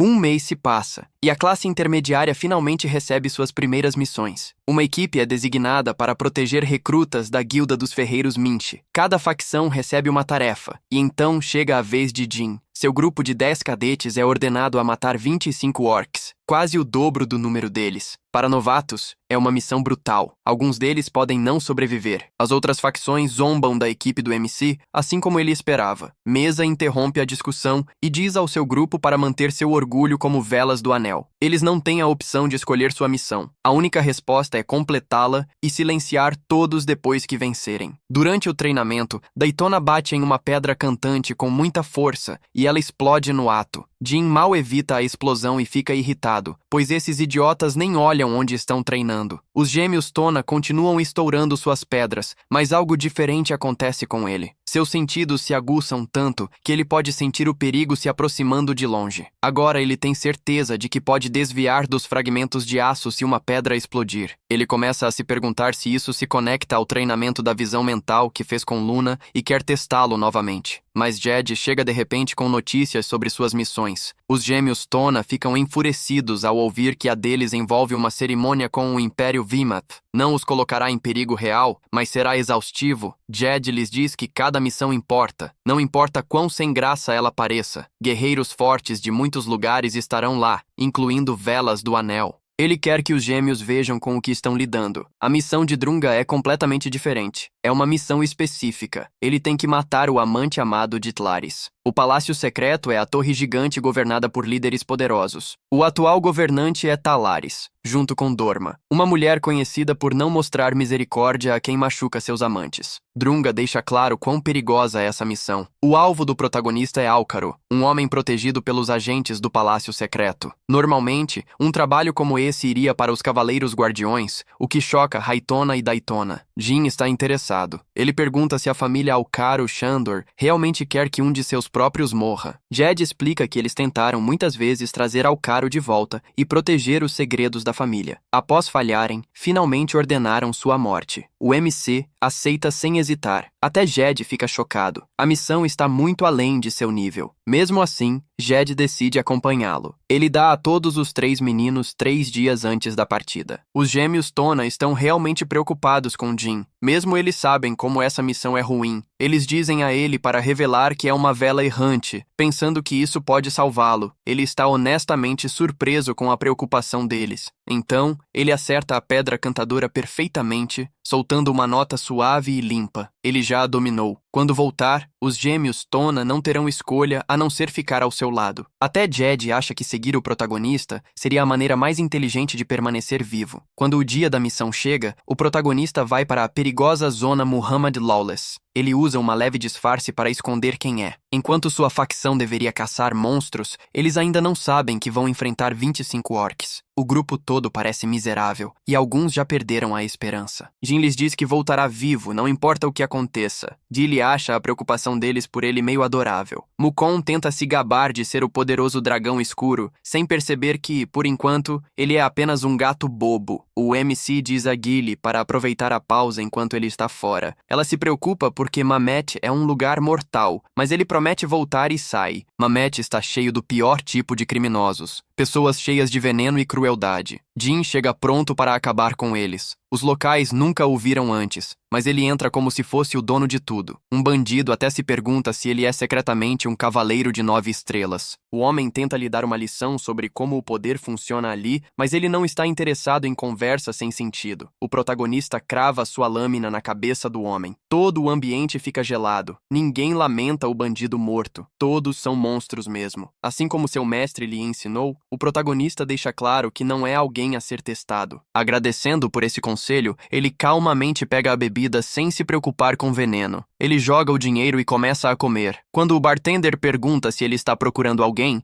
o MC diz que sim e pergunta sobre a história. A resposta é não. Ninguém com esse nome está na cidade. Jin então pergunta onde pode ficar. O bartender aponta para o Moonlight Well, uma pousada segura usada pelas principais pessoas de Mamet. É um lugar chique, e como Álcaro cresceu rico, ele naturalmente escolheria um lugar assim. No fundo, ele é apenas um tolo dominado pelo prazer. Ele ainda está aqui porque quer a atenção da governante, mas ela já perdeu o interesse. Isso o deixa se escondendo no único lugar onde ainda pode se sentir seguro e entretido. Então, Jin deduz que Álcaro deve ser fortemente protegido, com guardas ao seu redor. Ele fica no saguão para observar e planejar. Antes de muito tempo, ele vê Álcaro discutindo com seus próprios homens. Eles se recusam a deixá-lo andar sozinho, mas Álcaro só se importa em perseguir o que deseja. Ele até ameaça suas vidas. Então, um guarda finalmente o nocauteia com um soco forte. Eles estão claramente cansados de cuidar desse idiota obcecado. Cada um dos guardas de Alcaro é pelo menos de nível 6 estrelas. Matar ele não é a parte difícil. Escapar depois é. O veneno não será fácil de usar em um momento, e um ataque direto é impossível com aqueles guardas por perto. Jin está preso até encontrar a resposta perfeita. No dia seguinte, Cyrus e Dorma, a filha do governante, ouvem que 6 homens estão vigiando Alcaro, um homem que ela já vê como um completo tolo. Ela está tão farta que pensa em matá-lo ela mesma. À medida que se aproxima da pousada, um imenso raio cai e explode o lugar. Em vez de entrar em pânico, Cyrus fica animado. Algo maior está acontecendo. O plano de Jin era simples, mas inteligente. Ele usa magia e então a potencializa com a força das sombras. Isso lhe permite criar um feitiço de 6 estrelas forte o suficiente para fazer todos pensarem que um poderoso mago havia atacado. Ninguém suspeitaria de uma criança, especialmente quando até Veridin Zippel acabou de alcançar a magia de 6 estrelas. Ele também precisava que o ataque parecesse vir de fora, então o raio foi a melhor escolha. Usando a força das sombras, o protagonista lança um feitiço de raio, e o grande impacto acontece antes que alguém possa reagir. Imediatamente, todos eles assumem que um sorcerer está por trás disso. Cyrus rapidamente entende a seriedade da situação. Mesmo que aquele lixo do Alcaro morra, ela ainda quer proteger seu povo.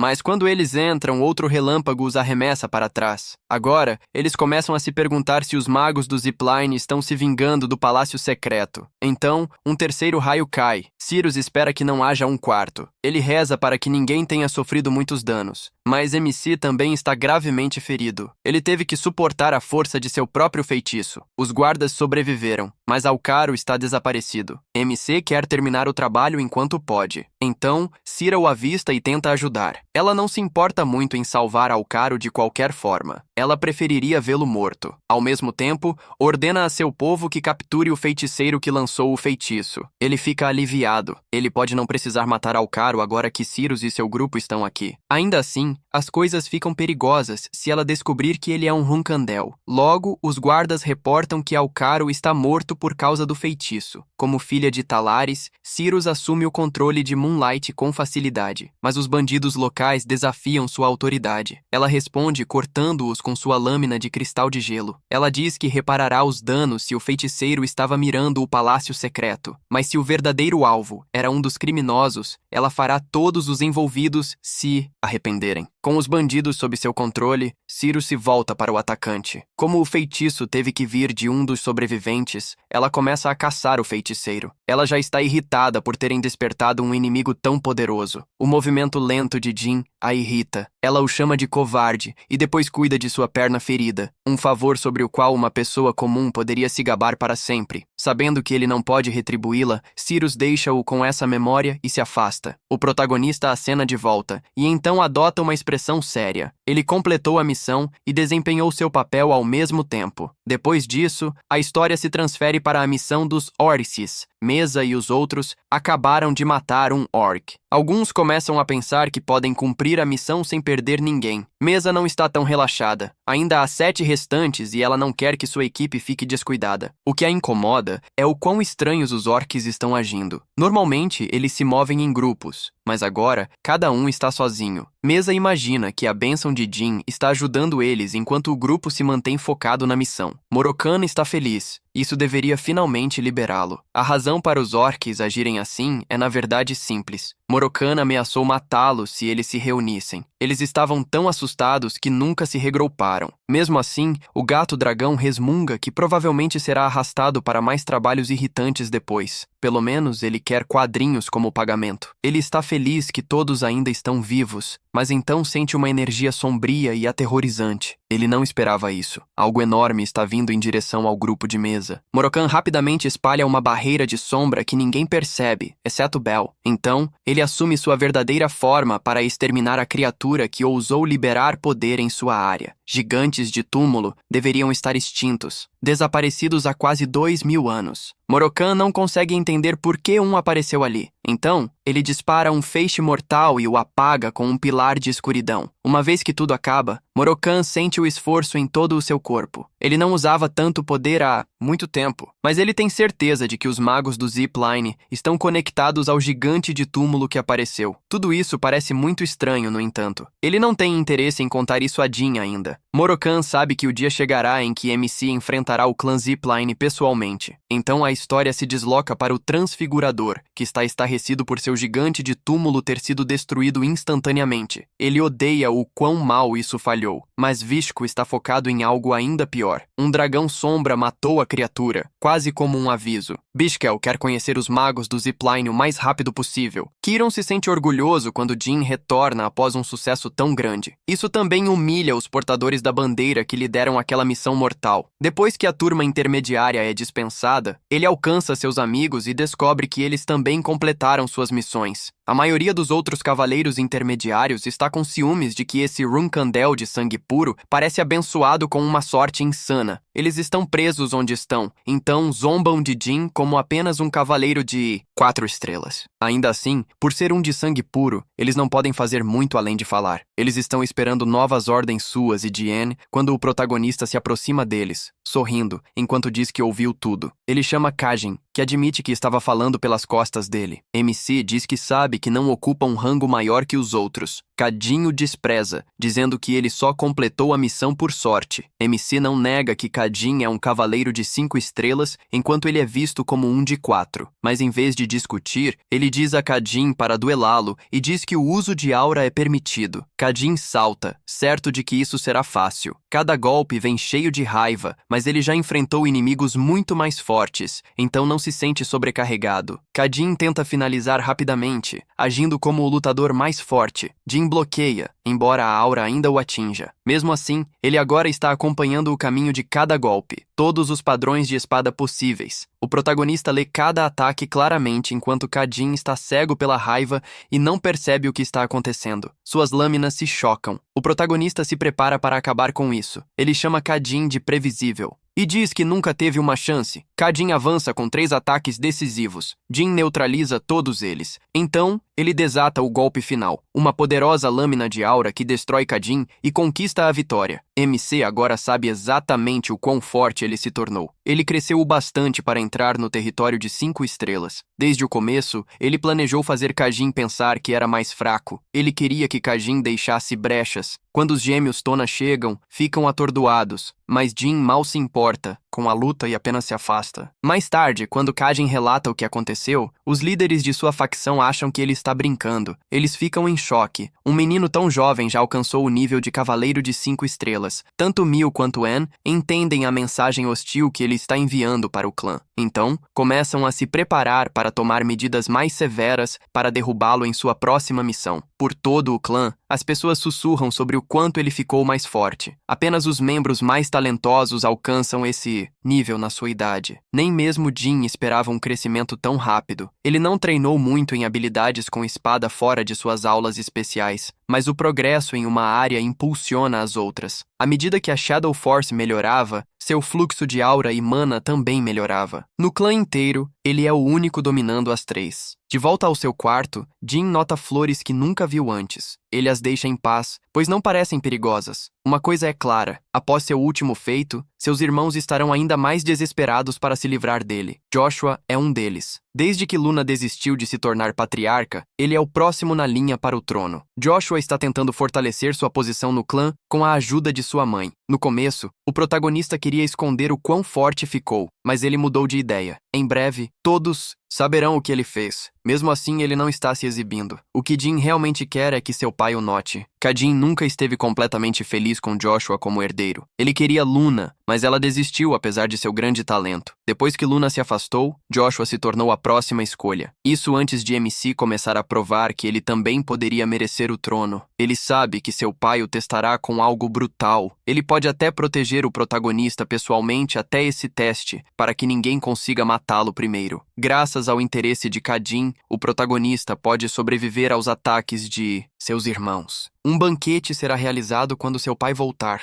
Jin espera algo grande. Alguns dias depois, convites começam a chegar de clãs ao redor do mundo. MC foi deixado sozinho por enquanto. Os portadores da bandeira não querem problemas enquanto ele está recebendo atenção, pois isso mancharia o nome Runkendal. Então, Petrov entra correndo com novidades sobre a próxima missão de MC. A mãe deles está furiosa, enojada com o que seus filhos fizeram. Eles o mandaram diretamente para a morte com uma missão no território de Zephyr. Então, ele entra pessoalmente. Lunta, Ran e Vigo olham para seu irmão mais novo. Rosa imediatamente cancela a missão, arruinando o plano de Ana e Mil. Ela os critica por tentar abertamente mandar seu próprio irmão para a morte. Mil e Anne respondem com hostilidade aberta, agindo como se isso não fosse um grande problema, mas elas estão sobre gelo fino. Competição sempre foi permitida na família, e todos passaram por um treinamento rigoroso na classe intermediária. Rosa admite que esse tipo de competição era necessário, mas nem Anne nem Mil se tornaram cavaleiras de 5 estrelas tão jovens. Jin é simplesmente diferente. Rosa não tem intenção de perder um talento como ele por causa dos jogos deles. Lunta, Han e Vigo também são punidos por estarem envolvidos. Eles têm que devolver espadas valiosas para o clã. Rosa avisa que tomará todas as espadas que possuem se resistirem. Depois de tudo isso, ela espera pela resposta do protagonista. Ela quer ver se ele aceitará a punição em silêncio ou torcerá tudo para seu benefício. Esta é sua forma de testar sua vontade. Jin se pronuncia e diz que aceitará a missão. Rosa fica surpresa que ele aceitaria algo tão perigoso.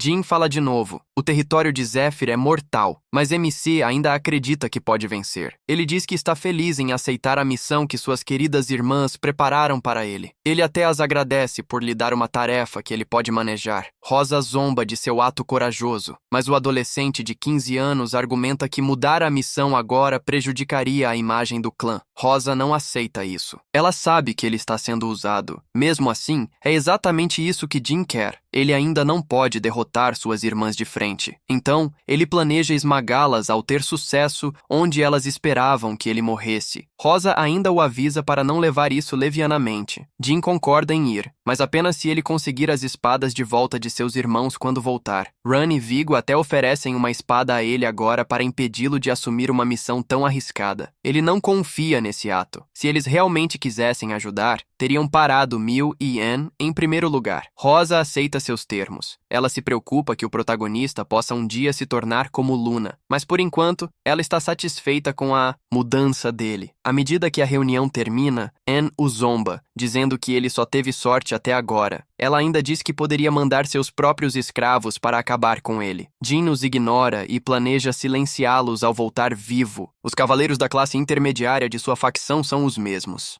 Punks que incomodaram o MC desde o primeiro dia. Cajun Romero é um deles. Ele não demonstra desconfiança, mas sabe que estão esperando uma chance para matá-lo. A missão é entrar e roubar relíquias. Jin sabe disso por sua vida passada. Naquela época, os feiticeiros também estavam procurando por uma relíquia especial aqui, um espelho secreto. Um jornalista uma vez revelou detalhes sobre isso através de relatórios e depoimentos do povo de Colin. Essa fonte mágica é poderosa o suficiente para elevar o mana de alguém a 7 estrelas. Isso permitiria que os Iflis construíssem um exército aterrador. Nesta linha do tempo, ainda não foi encontrada. Jin quer que continue assim. A relíquia está no 3º depósito sob a guarda Zifel. Eles precisam ficar atentos aos feitiços de sentinela lá. Cajun Romero oferece total apoio, mas o protagonista sabe que é falso. O grupo de Cajun diz que eles deveriam viajar de maneira eficiente. No entanto, Jin não tem interesse em ser simpático. Ele coloca drogas sedativas na comida deles, e eles desmaiam no ato. Para ele, estava claro que planejavam matá-lo o tempo todo. Então, ele segue para concluir a missão sozinho. O MC pula para a luta imediatamente. Ele desvia dos ataques inimigos. Depois de derrubar 2 guardas de baixo nível, ele verifica a fechadura do avião. Ele a abre facilmente e encontra um círculo mágico no chão. Rumores dizem que apenas certas linhagens sanguíneas podem usar círculos assim, mas essa regra se aplica principalmente a demônios e humanos. Jin corta a mão de um guarda derrotado para pegar o sangue que precisa. Ele poderia usar o seu, mas isso deixaria rastros. O círculo ativa quando o sangue o toca. Então, reage de maneira errada. Mesmo com o sangue do guarda, Jin percebe que os inimigos que derrotou não eram pessoas normais. Eles são monstros. Ele salta para trás e os atinge com magia do vento. Ele queria esconder seu mana, mas essas criaturas forçam-no a usar magia. Ele crava sua lâmina em uma com um golpe limpo, mas isso ainda o joga para trás. Então, o protagonista saca a lâmina sagrada e o par distorcido recua. Eles se regeneram de maneira insana. Jin tem certeza de que esses não são demônios normais. Eles eram humanos momentos atrás. Em Ziffelland, cercado por feiticeiros, isso só pode significar que algo pior está acontecendo. A resposta é óbvia. São golems biológicos. Isso significa que os Ziffles estão usando o povo de Colin como cobaias. Essas coisas estão apenas no nível de um cavaleiro de 4 estrelas, então o MC pode lidar com elas. Ele mira no núcleo, o ponto fraco deles. Mas mesmo cravando uma golpe em sua cabeça, não é o suficiente. Isso apenas deixa o monstro mais irritado. Ele perfura seu abdômen a seguir, mas isso ainda não derruba. O verdadeiro ponto fraco é o coração. Jin finalmente mata o golem, sentindo pena do humano transformado naquela coisa. Ele derruba o segundo da mesma forma. Com ambos os monstros terminados, o que resta do humano pede por morte, e ele concede. Agora ele tem certeza de que algum mal externo está transformando pessoas inocentes em monstros sem mente. A verdade sobre os Ziffles o enche de raiva. Ele até se pergunta se suas irmãs sabiam. Mesmo assim, Jin continua. Ele ainda não tem poder real para parar os Ziffles, mas fazer golems biológicos é proibido. A prova disso pode machucá-lo seriamente mais tarde. Então, ele mantém as poucas evidências que tem. Os feiticeiros ainda não se apressaram em atacar, o que lhe diz que isso realmente é apenas um depósito normal. Dentro, o protagonista encontra as relíquias sob proteção mágica. Ele precisa quebrar os feitiços primeiro. A princípio, ele considera desfazê-los um a um, mas depois de ver os golems, ele para de se importar. Misturando força das sombras com magia de chama, ele explode todo o lugar para deixar uma mensagem aos Ziffles. De volta ao castelo Runcandle, Luna dá tapas em Anne e Mill. Ela está furiosa por eles terem enviado Jin em uma missão que poderia tê-lo matado. Ela pergunta se enlouqueceram a ponto de iniciar uma guerra com seu próprio irmão mais novo, que ainda nem é um porta-bandeira. Ela os manda sentir vergonha. Anne retruca, dizendo que Luna não deveria dar lições a ninguém quando nunca se importou com a patente desde o início. Luna calmamente revela que o MC completou a missão. Ele recuperou as relíquias e já se reportou a Rosa. É por isso que Luna os chama de idiotas. Eles apenas fizeram Jin parecer ainda mais impressionante. Antes de dispensá-los, ela avisa que ele é o tipo que se vinga em dobro. Ela está honestamente preocupada que ele possa destruí-los um dia. Depois disso, Luna volta para seu quarto, enquanto sua criada concorda com ela. O protagonista não é alguém que esquece uma mágoa. Neste ritmo, ele superará suas irmãs e pode até matá-las. Luna então pergunta quem realmente ordenou a morte do MC. Ela não acredita que Anne ou Mill estivessem por trás de algo tão extremo. Não eram os gêmeos Tona também. Sua suspeita se volta para Joshua Diffus e os outros. Mas, devido ao status deles, não podem ser investigados facilmente. Então, Luna decide esperar. O rápido crescimento de Jin é outro motivo pelo qual ela não está muito preocupada. E agora ele finalmente está de volta para casa. Dilly está quase às lágrimas, assustada por quase tê-lo perdido. Ela se importa o suficiente para arriscar sua vida pela dele. Ele entrega seu relatório novamente, fazendo parecer que a ajuda externa estava envolvida. Então, ele mostra aos outros o coração do golem como prova do que encontrou. Haken diz que o protagonista sobreviveu apenas por pura sorte. No entanto, até ele fica abalado ao ouvir que os golems foram feitos de humanos. Isso faz com que Morokan se preocupe ainda mais com os Ziffles. Ele tem certeza de que eles estão por trás dessas criações. Por causa disso, ele insiste em ir com Jin para as terras Colan. Ele tem uma sensação muito ruim sobre isso. O MC não quer voltar lá, mas ter Morokan com ele faz tudo parecer muito mais seguro. Ele também começa a pensar em uma razão para entrar novamente no território de Saifo. Os 3 punks que o protagonista acabou derrubando voltaram após a missão, mas o clã rapidamente os expulsou. Depois disso,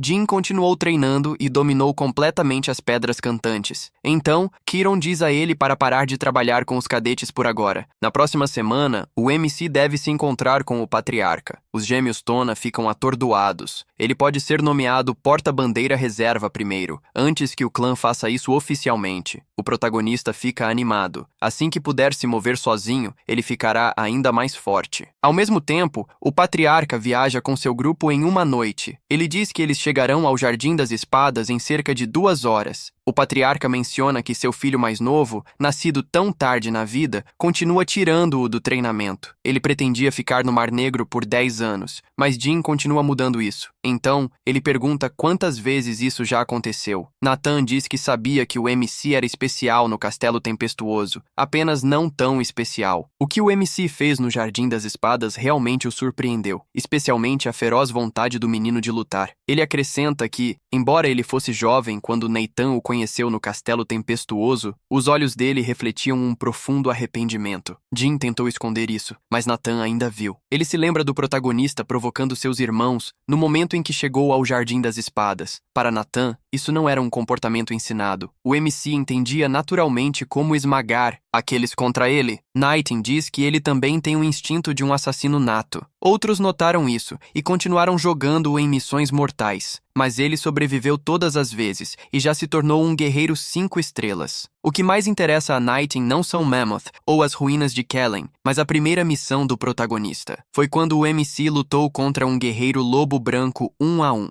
Nighting esperava que ele se escondesse atrás de seus homens, mas Jin venceu com sua própria força. Ao fazer isso, ele provou o que significava cada palavra que havia dito desde o começo. Então Nighting pergunta se o patriarca realmente acredita que ele derrotou aquele guerreiro sozinho. O patriarca diz que sim, embora não completamente sozinho. Se quiser ser exato, ele chama o protagonista de criança interessante. Ele diz que perguntará mais a ele quando se encontrarem. Não muito depois, o grupo chega ao palácio. Rosa espera na entrada e diz que eles o esperavam. O patriarca a cumprimenta e elogia seu trabalho duro. Ela responde modestamente, dizendo que ele mesma lidou com a maior parte, então ela não fez muito. Ele responde que se seus filhos crescidos realmente pudessem gerenciar as coisas sozinhos, ele não teria precisado deixar o Mar Negro. Ele também aponta que os convidados de hoje estarão observando-o muito de perto e pergunta se isso não dificultará as coisas para as crianças. Rosa concorda e o convida para entrar, dizendo que preparou sua refeição favorita. Ele sorri e a elogia, dizendo que está ansioso por isso. Uma vez dentro, o patriarca nota as 2 espadas que Jin tem com ele e chama Han e Vigo. Eles respondem imediatamente. Ele pergunta se aquelas são as espadas que ele deixou que eles mantivessem como presentes para o mais novo. Vigo explica que o MC, na verdade, as roubou. Eles só deixaram que ele ficasse com as espadas se ele completasse a missão nas ruínas de Aklan. O patriarca dá um tapinha no ombro de Vigo e diz que está tudo bem, mas que na próxima vez, roube-as de volta. O mais novo é astuto. Com um sorriso, ele brinca que às vezes se pergunta se Jin realmente é seu filho. Mais tarde, o patriarca está ao seu lado perto de uma janela e pergunta se este é seu primeiro banquete. Ele diz que sim. Em sua vida anterior, ele tinha ido a alguns banquetes organizados por outras famílias devido ao seu professor, mas este é o primeiro realizado pela ramificação Hunkandel. Naquela época, nas raras ocasiões em que banquetes eram realizados, ele se escondia como se não pertencesse. Agora, ele está ao lado de seu pai como o convidado de honra. O patriarca diz a ele que sua família quase nunca faz banquetes. Eles só os realizam para eventos que valem a pena celebrar, o que significa que as conquistas de Jin importam muito. O protagonista agradece por ele dizer isso. Então, o patriarca pergunta quantos convidados o MC acha que vieram. O MC estima cerca de 1000. O patriarca diz que está certo. Eles ouviram que há cerca de 1000 convidados esta noite, o que é cerca de 200 a mais do que o último banquete há 7 anos. Ele pergunta o que isso significa. Ele diz que mostra que o poder da família Hunkandel cresceu nesses 7 anos. Ele acrescenta que, embora outras casas também possam reunir 1000 pessoas, cada convidado aqui hoje tem realmente status. O patriarca diz que a família continuou a crescer enquanto ele passou 7 anos apenas treinando e caçando bestas demoníacas no Mar Negro. Mesmo em reclusão, sua influência cresceu porque ele é o único cavaleiro Gênesis desta era. Mas isso também significa que se ele desaparecesse, a maioria das pessoas neste banquete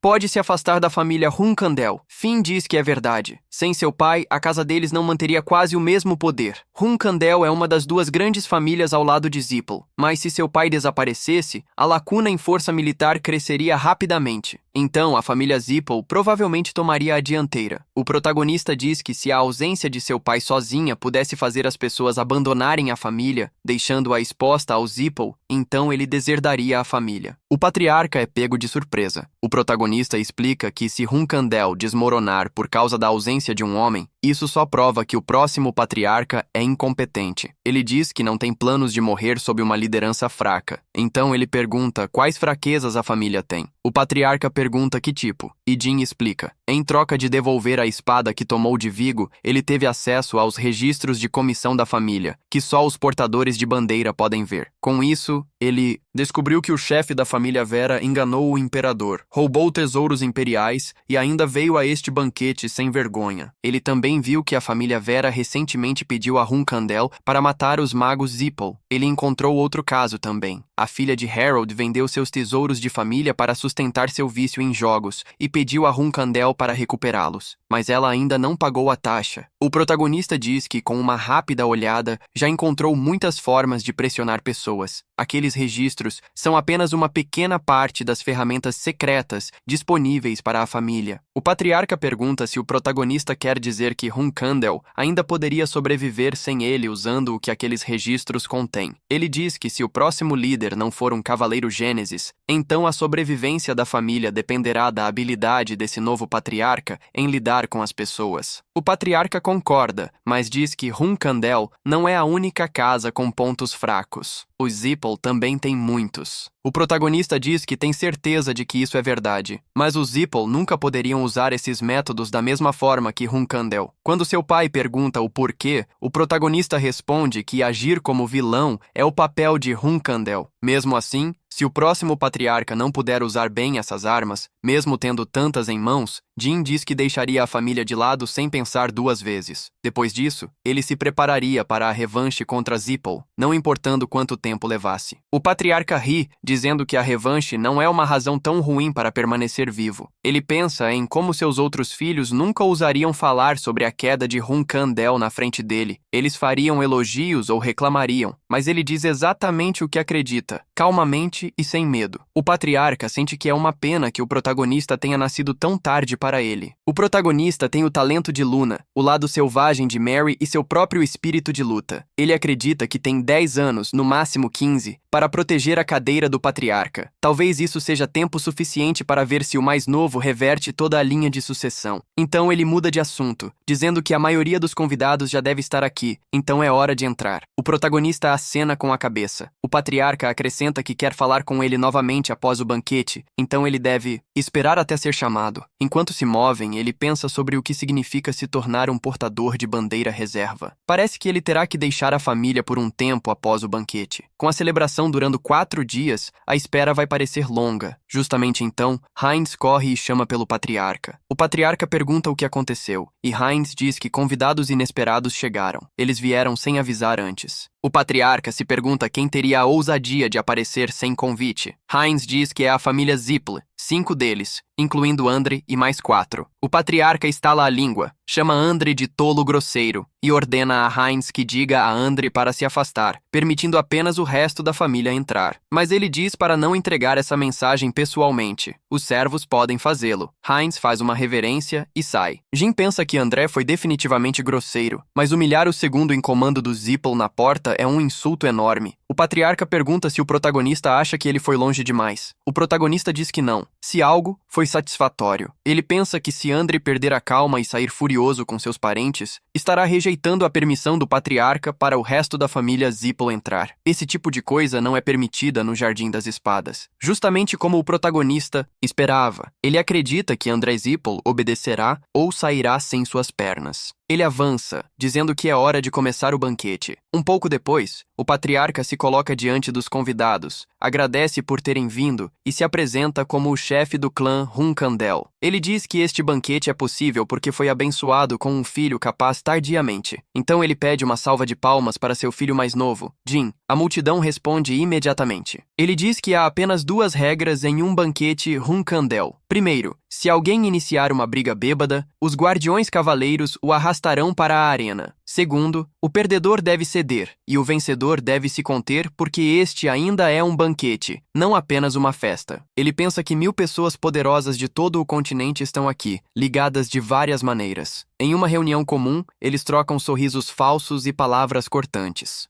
Então vá para casa, mas este é o Jardim das Espadas. Tudo aqui é mais perigoso. Enquanto eles seguirem as 2 regras do pai dele, não podem se matar. No entanto, ainda podem espancar um inimigo gravemente. Podem até conquistar domínio oficial. O patriarca diz a todos para se divertirem. Jin pensa novamente em quão estranho esse clã realmente é. Seu pai diz para ele se divertir também. Ele até menciona que, se ele gostar de alguém, deve trazê-la junto. Mas avisa o protagonista a não desafiar ninguém mais fraco, a menos que essa pessoa o tenha insultado. O clã MC diz que entende. Ele não pode se dar ao luxo de perder. Não sob nenhuma condição. Quando seu pai se vira para sair, Jin acrescenta que é óbvio. Se ele perder, terá que recuperar tudo o que é seu. Não apenas Bermante, mas até sua babá. Ele se curva e diz que se lembrará disso. Percebe que esta é a primeira conversa real que teve com seu pai assim. Algo que nunca poderia ter acontecido em sua vida passada. Realmente parece uma conversa crível entre pai e filho. Mas isso não é o que ele quer nesta vida. Ele não pretende ser amoroso ou próximo. Ele só quer superar seu pai, e isso é tudo que importa. Mais tarde, o protagonista se junta à festa. Daytona se aproxima com outro irmão. Daytona o parabeniza por se tornar um guerreiro 5 estrelas. Pergunta se podem ficar com ele por um tempo. Jin concorda e pergunta como está o treinamento com o Clearstone. Eles dizem que está melhorando, especialmente depois de trocar para a arma que seu tio recomendou. Ele diz que isso é bom, enquanto pensa que pode ir embora assim que essa conversa terminar. O outro concorda, mas então outro convidado se aproxima. Ele se apresenta como alguém do clã Ken e cumprimenta os outros também. Daytona diz que precisa ir agora. Deseja boa sorte com o treinamento e Daytona agradece. O protagonista diz ao recém-chegado que ouviu histórias sobre seus feitos corajosos desde que era pequeno. Isso faz o homem rir e dizer que o protagonista está o envergonhando. Justo então, Hugger aparece por trás e agarra MC pelo cabelo. Ele chama sua atenção. Diz que queria ver o garoto que se tornou um guerreiro 5 estrelas aos 15 anos. Então, ele brinca que parece pelo menos 10 anos mais jovem que ele e se apresenta. O protagonista responde com uma saudação educada. Hugger continua pressionando, perguntando se MC é realmente tão incrível ou só está tentando fazê-lo parecer estúpido. Ele diz que, educado ou não, MC deve lembrar que ainda é seu superior no mundo das artes marciais. Afirma que está apenas orgulhoso de seu júnior e ordena que ele não haja de forma tola. Jin permanece calmo e o adverte a ouvir com atenção. O que Hugger fez agora insultou todos que o trataram com respeito até agora. Difia intervém e diz que, se Hugger quer falar sobre senioridade, deve ser ainda mais cuidadoso. Ele aponta que os primeiros e segundos portadores de bandeira do clã Ken, os cavaleiros Rei Dragão e os mercenários Rei Negro, são todos superiores a Hugger, pois todos o trataram com respeito. Hugger deveria ter percebido seu erro e pedido desculpas. Daifu diz que esse aviso é suficiente, então vai deixar passar. Um membro do clã Ken intervém, lembrando Hugger que Jin uma vez salvou sua vida, então ele deve levar a advertência do protagonista a sério. Outro homem diz que a boca de Hugger sempre causaria problemas, e concorda que é melhor encerrar por aqui. Hugger finalmente cede e diz que, se seu superior diz isso, então deve pedir desculpas a seus juniores. Ele pede que os perdoem e espera que MC aceite. MC diz que, claro. Então Luna se junta a ele e comenta que ele realmente tem talento para fazer inimigos. Seria bom, ela diz, se ele agisse como uma criança normal de vez em quando. Jin responde que hoje ele representa o clã Run Candle. Ela admite que isso é justo e bate seu copo contra o dele. Então Luna pergunta o que ele teria feito se Hugger tivesse chamado para um duelo, já que Hugger parece ser pelo menos um guerreiro 6 estrelas. Ele diz que o patriarca e os anciãos do clã Tuco teriam intervindo. Eles estão observando-o há um tempo.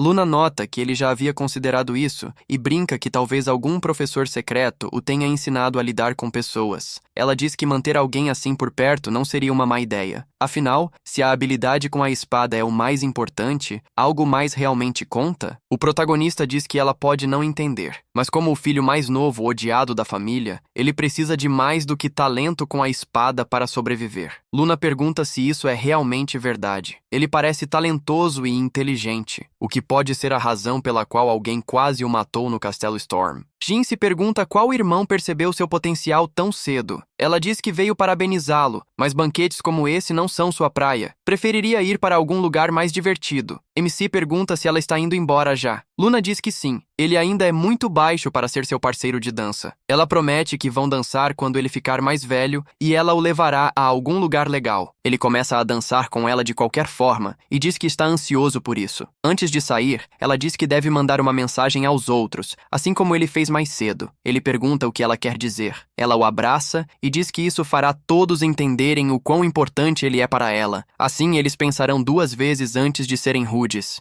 Então ela diz que o verá mais tarde. Ele responde o mesmo. Perto dali, Bubar diz que está tão com ciúmes. Ele também quer bater cabeças com Lady Luna. Ele declara que escreverá um poema para ela esta noite e cantará a noite toda. Vishkel diz para ele calar a boca, mas Margiela pede para não ser tão dura. Para Bubar, isso pode ser uma questão séria. Desde que ele tem mantido Vishkel ocupado, ela tem conseguido aproveitar esta festa de encontros destinados em paz. Assim, ela diz que deveriam mostrar um pouco de respeito por ele. Bubar fica emocionado e diz que serviria Miss Margiela com prazer. Ela lhe agradece. Enquanto isso, Jim tem dificuldade em ser o anfitrião. Ele continua olhando ao redor, irritado. Onde estão aqueles Zippos? Ele realmente tem que procurá-los ele mesmo? Nesse momento, Sirius se aproxima e pergunta se pode compartilhar uma bebida com a estrela em ascensão do clã Run Candle. Jim pergunta quem ela é. Ela se apresenta como Sirius do Palácio Escondido. Ele diz que a honra é dele, sabendo que ela é a filha do mestre do Palácio Escondido, e lhe serve uma bebida. Sirius aponta que eles dois têm 15 anos e pergunta como ele alcançou esse nível de habilidade marcial tão jovem. Ela diz que tem ciúmes da linhagem Runcandel. O protagonista responde que também vê isso como uma bênção. Mas o Palácio Escondido é abençoado também. Ele não consegue imaginar quanto seu mestre a valoriza. Sirius concorda e diz que seu pai a valoriza muito. Afinal, ela não é uma criança qualquer. Ela é a única filha dele. Então ela pergunta se isso soou rude. Jim diz que de forma alguma. Todos já sabem que ele é o mais jovem entre muitos irmãos. Ele até admite que tem ciúmes, porque ter muitos irmãos pode ser exaustivo. Mesmo assim, ele acha estranho que ela não tenha mencionado Mammoth, mesmo tendo certeza de que ela o reconheceu. Ele não pode acreditar que ela não percebeu só porque ele tinha um pouco de cinzas no rosto. Então Sirius diz que tem algo a perguntar. Mamsie diz que pode falar. Ela pergunta sobre sua perna machucada. Ele diz que agora está bem, graças a uma pessoa maravilhosa que a tratou, embora ainda não saiba como retribuí-la. Chamando-o de mais sem vergonha do que ela esperava, Cedric pergunta por que ele estava no poço iluminado da lua em Mammoth. Ela diz que merece uma resposta. Jim pergunta por que ela pensaria isso. Cedric explica que seu povo falhou em capturar o terrorista mágico, o que feriu muito seu orgulho. Isso a fez questionar se o jovem que deixou ir era o culpado. O protagonista responde, perguntando o que ela quer dizer com mágico. Ele é um Runcandel. Ele realmente parece suspeito? Ele a lembra que ela conhece bem seu clã. Cedric diz que ela, na verdade, não acha que ele é o culpado. Mas se ele estivesse em uma missão Runcandel e contratasse um mágico porque não podia fazer isso sozinho, isso seria um problema. Ela diz que as únicas pessoas na pousada que poderiam importar para Runcandel eram do Palácio Escondido. Como capitã das 7 espadas, ela não pode ignorar isso. MC percebe que ela está presumindo que ele estava atrás do Palácio Escondido. Ela não está totalmente errada. Ele de fato machucou alguns deles enquanto tentava matar Alcaro, mas nada disso prova nada. Ele chama isso de conjectura. Ela pergunta se ele planeja negar isso para sempre. Então diz que bem, ela tratará do assunto à sua maneira. A resposta dela é simples. Arrastá-lo para a arena, derrotá-lo e cuspir em seu rosto. É um duelo. Jim diz que seu pai lhe disse para nunca lutar com alguém mais fraco. Mas como ela está insistindo, ele aceitará. Mais tarde, ele chega à arena. Um soldado pergunta se ele está lá para um duelo, e ele diz que sim. Então ele ordena que todos saiam, exceto os médicos, e pede 2 boas espadas. O soldado concorda e diz que a arena será selada até que a partida termine. O protagonista calcula que, após a meia-noite, amantes de luta e curiosos começarão a aparecer. Como Cedric é a filha do mestre do Palácio Escondido, derrotá-la na frente de uma multidão seria muito duro. Antes de começarem, Cerys quer uma promessa. Jim pergunta que tipo. Se ela ganhar, ele terá que dizer exatamente o que aconteceu em Mammoth naquele dia, sem mentiras. Ele concorda, mas se ele vencer, ela deve agir como se nunca tivessem se conhecido naquele dia. Ela diz que ele claramente tem algo a esconder, então pede para que ele venha. Ele ataca primeiro, mas ela responde instantaneamente com um rápido golpe de espada. Imediatamente, ele reconhece como uma técnica da família Indorma, lâminas de gelo incontáveis. Ele não esperava que ela usasse uma arte secreta tão cedo. MC resmunga que, como o mais jovem, ele ainda não aprendeu as próprias habilidades secretas Runcandel. Então isso o coloca em uma posição ruim.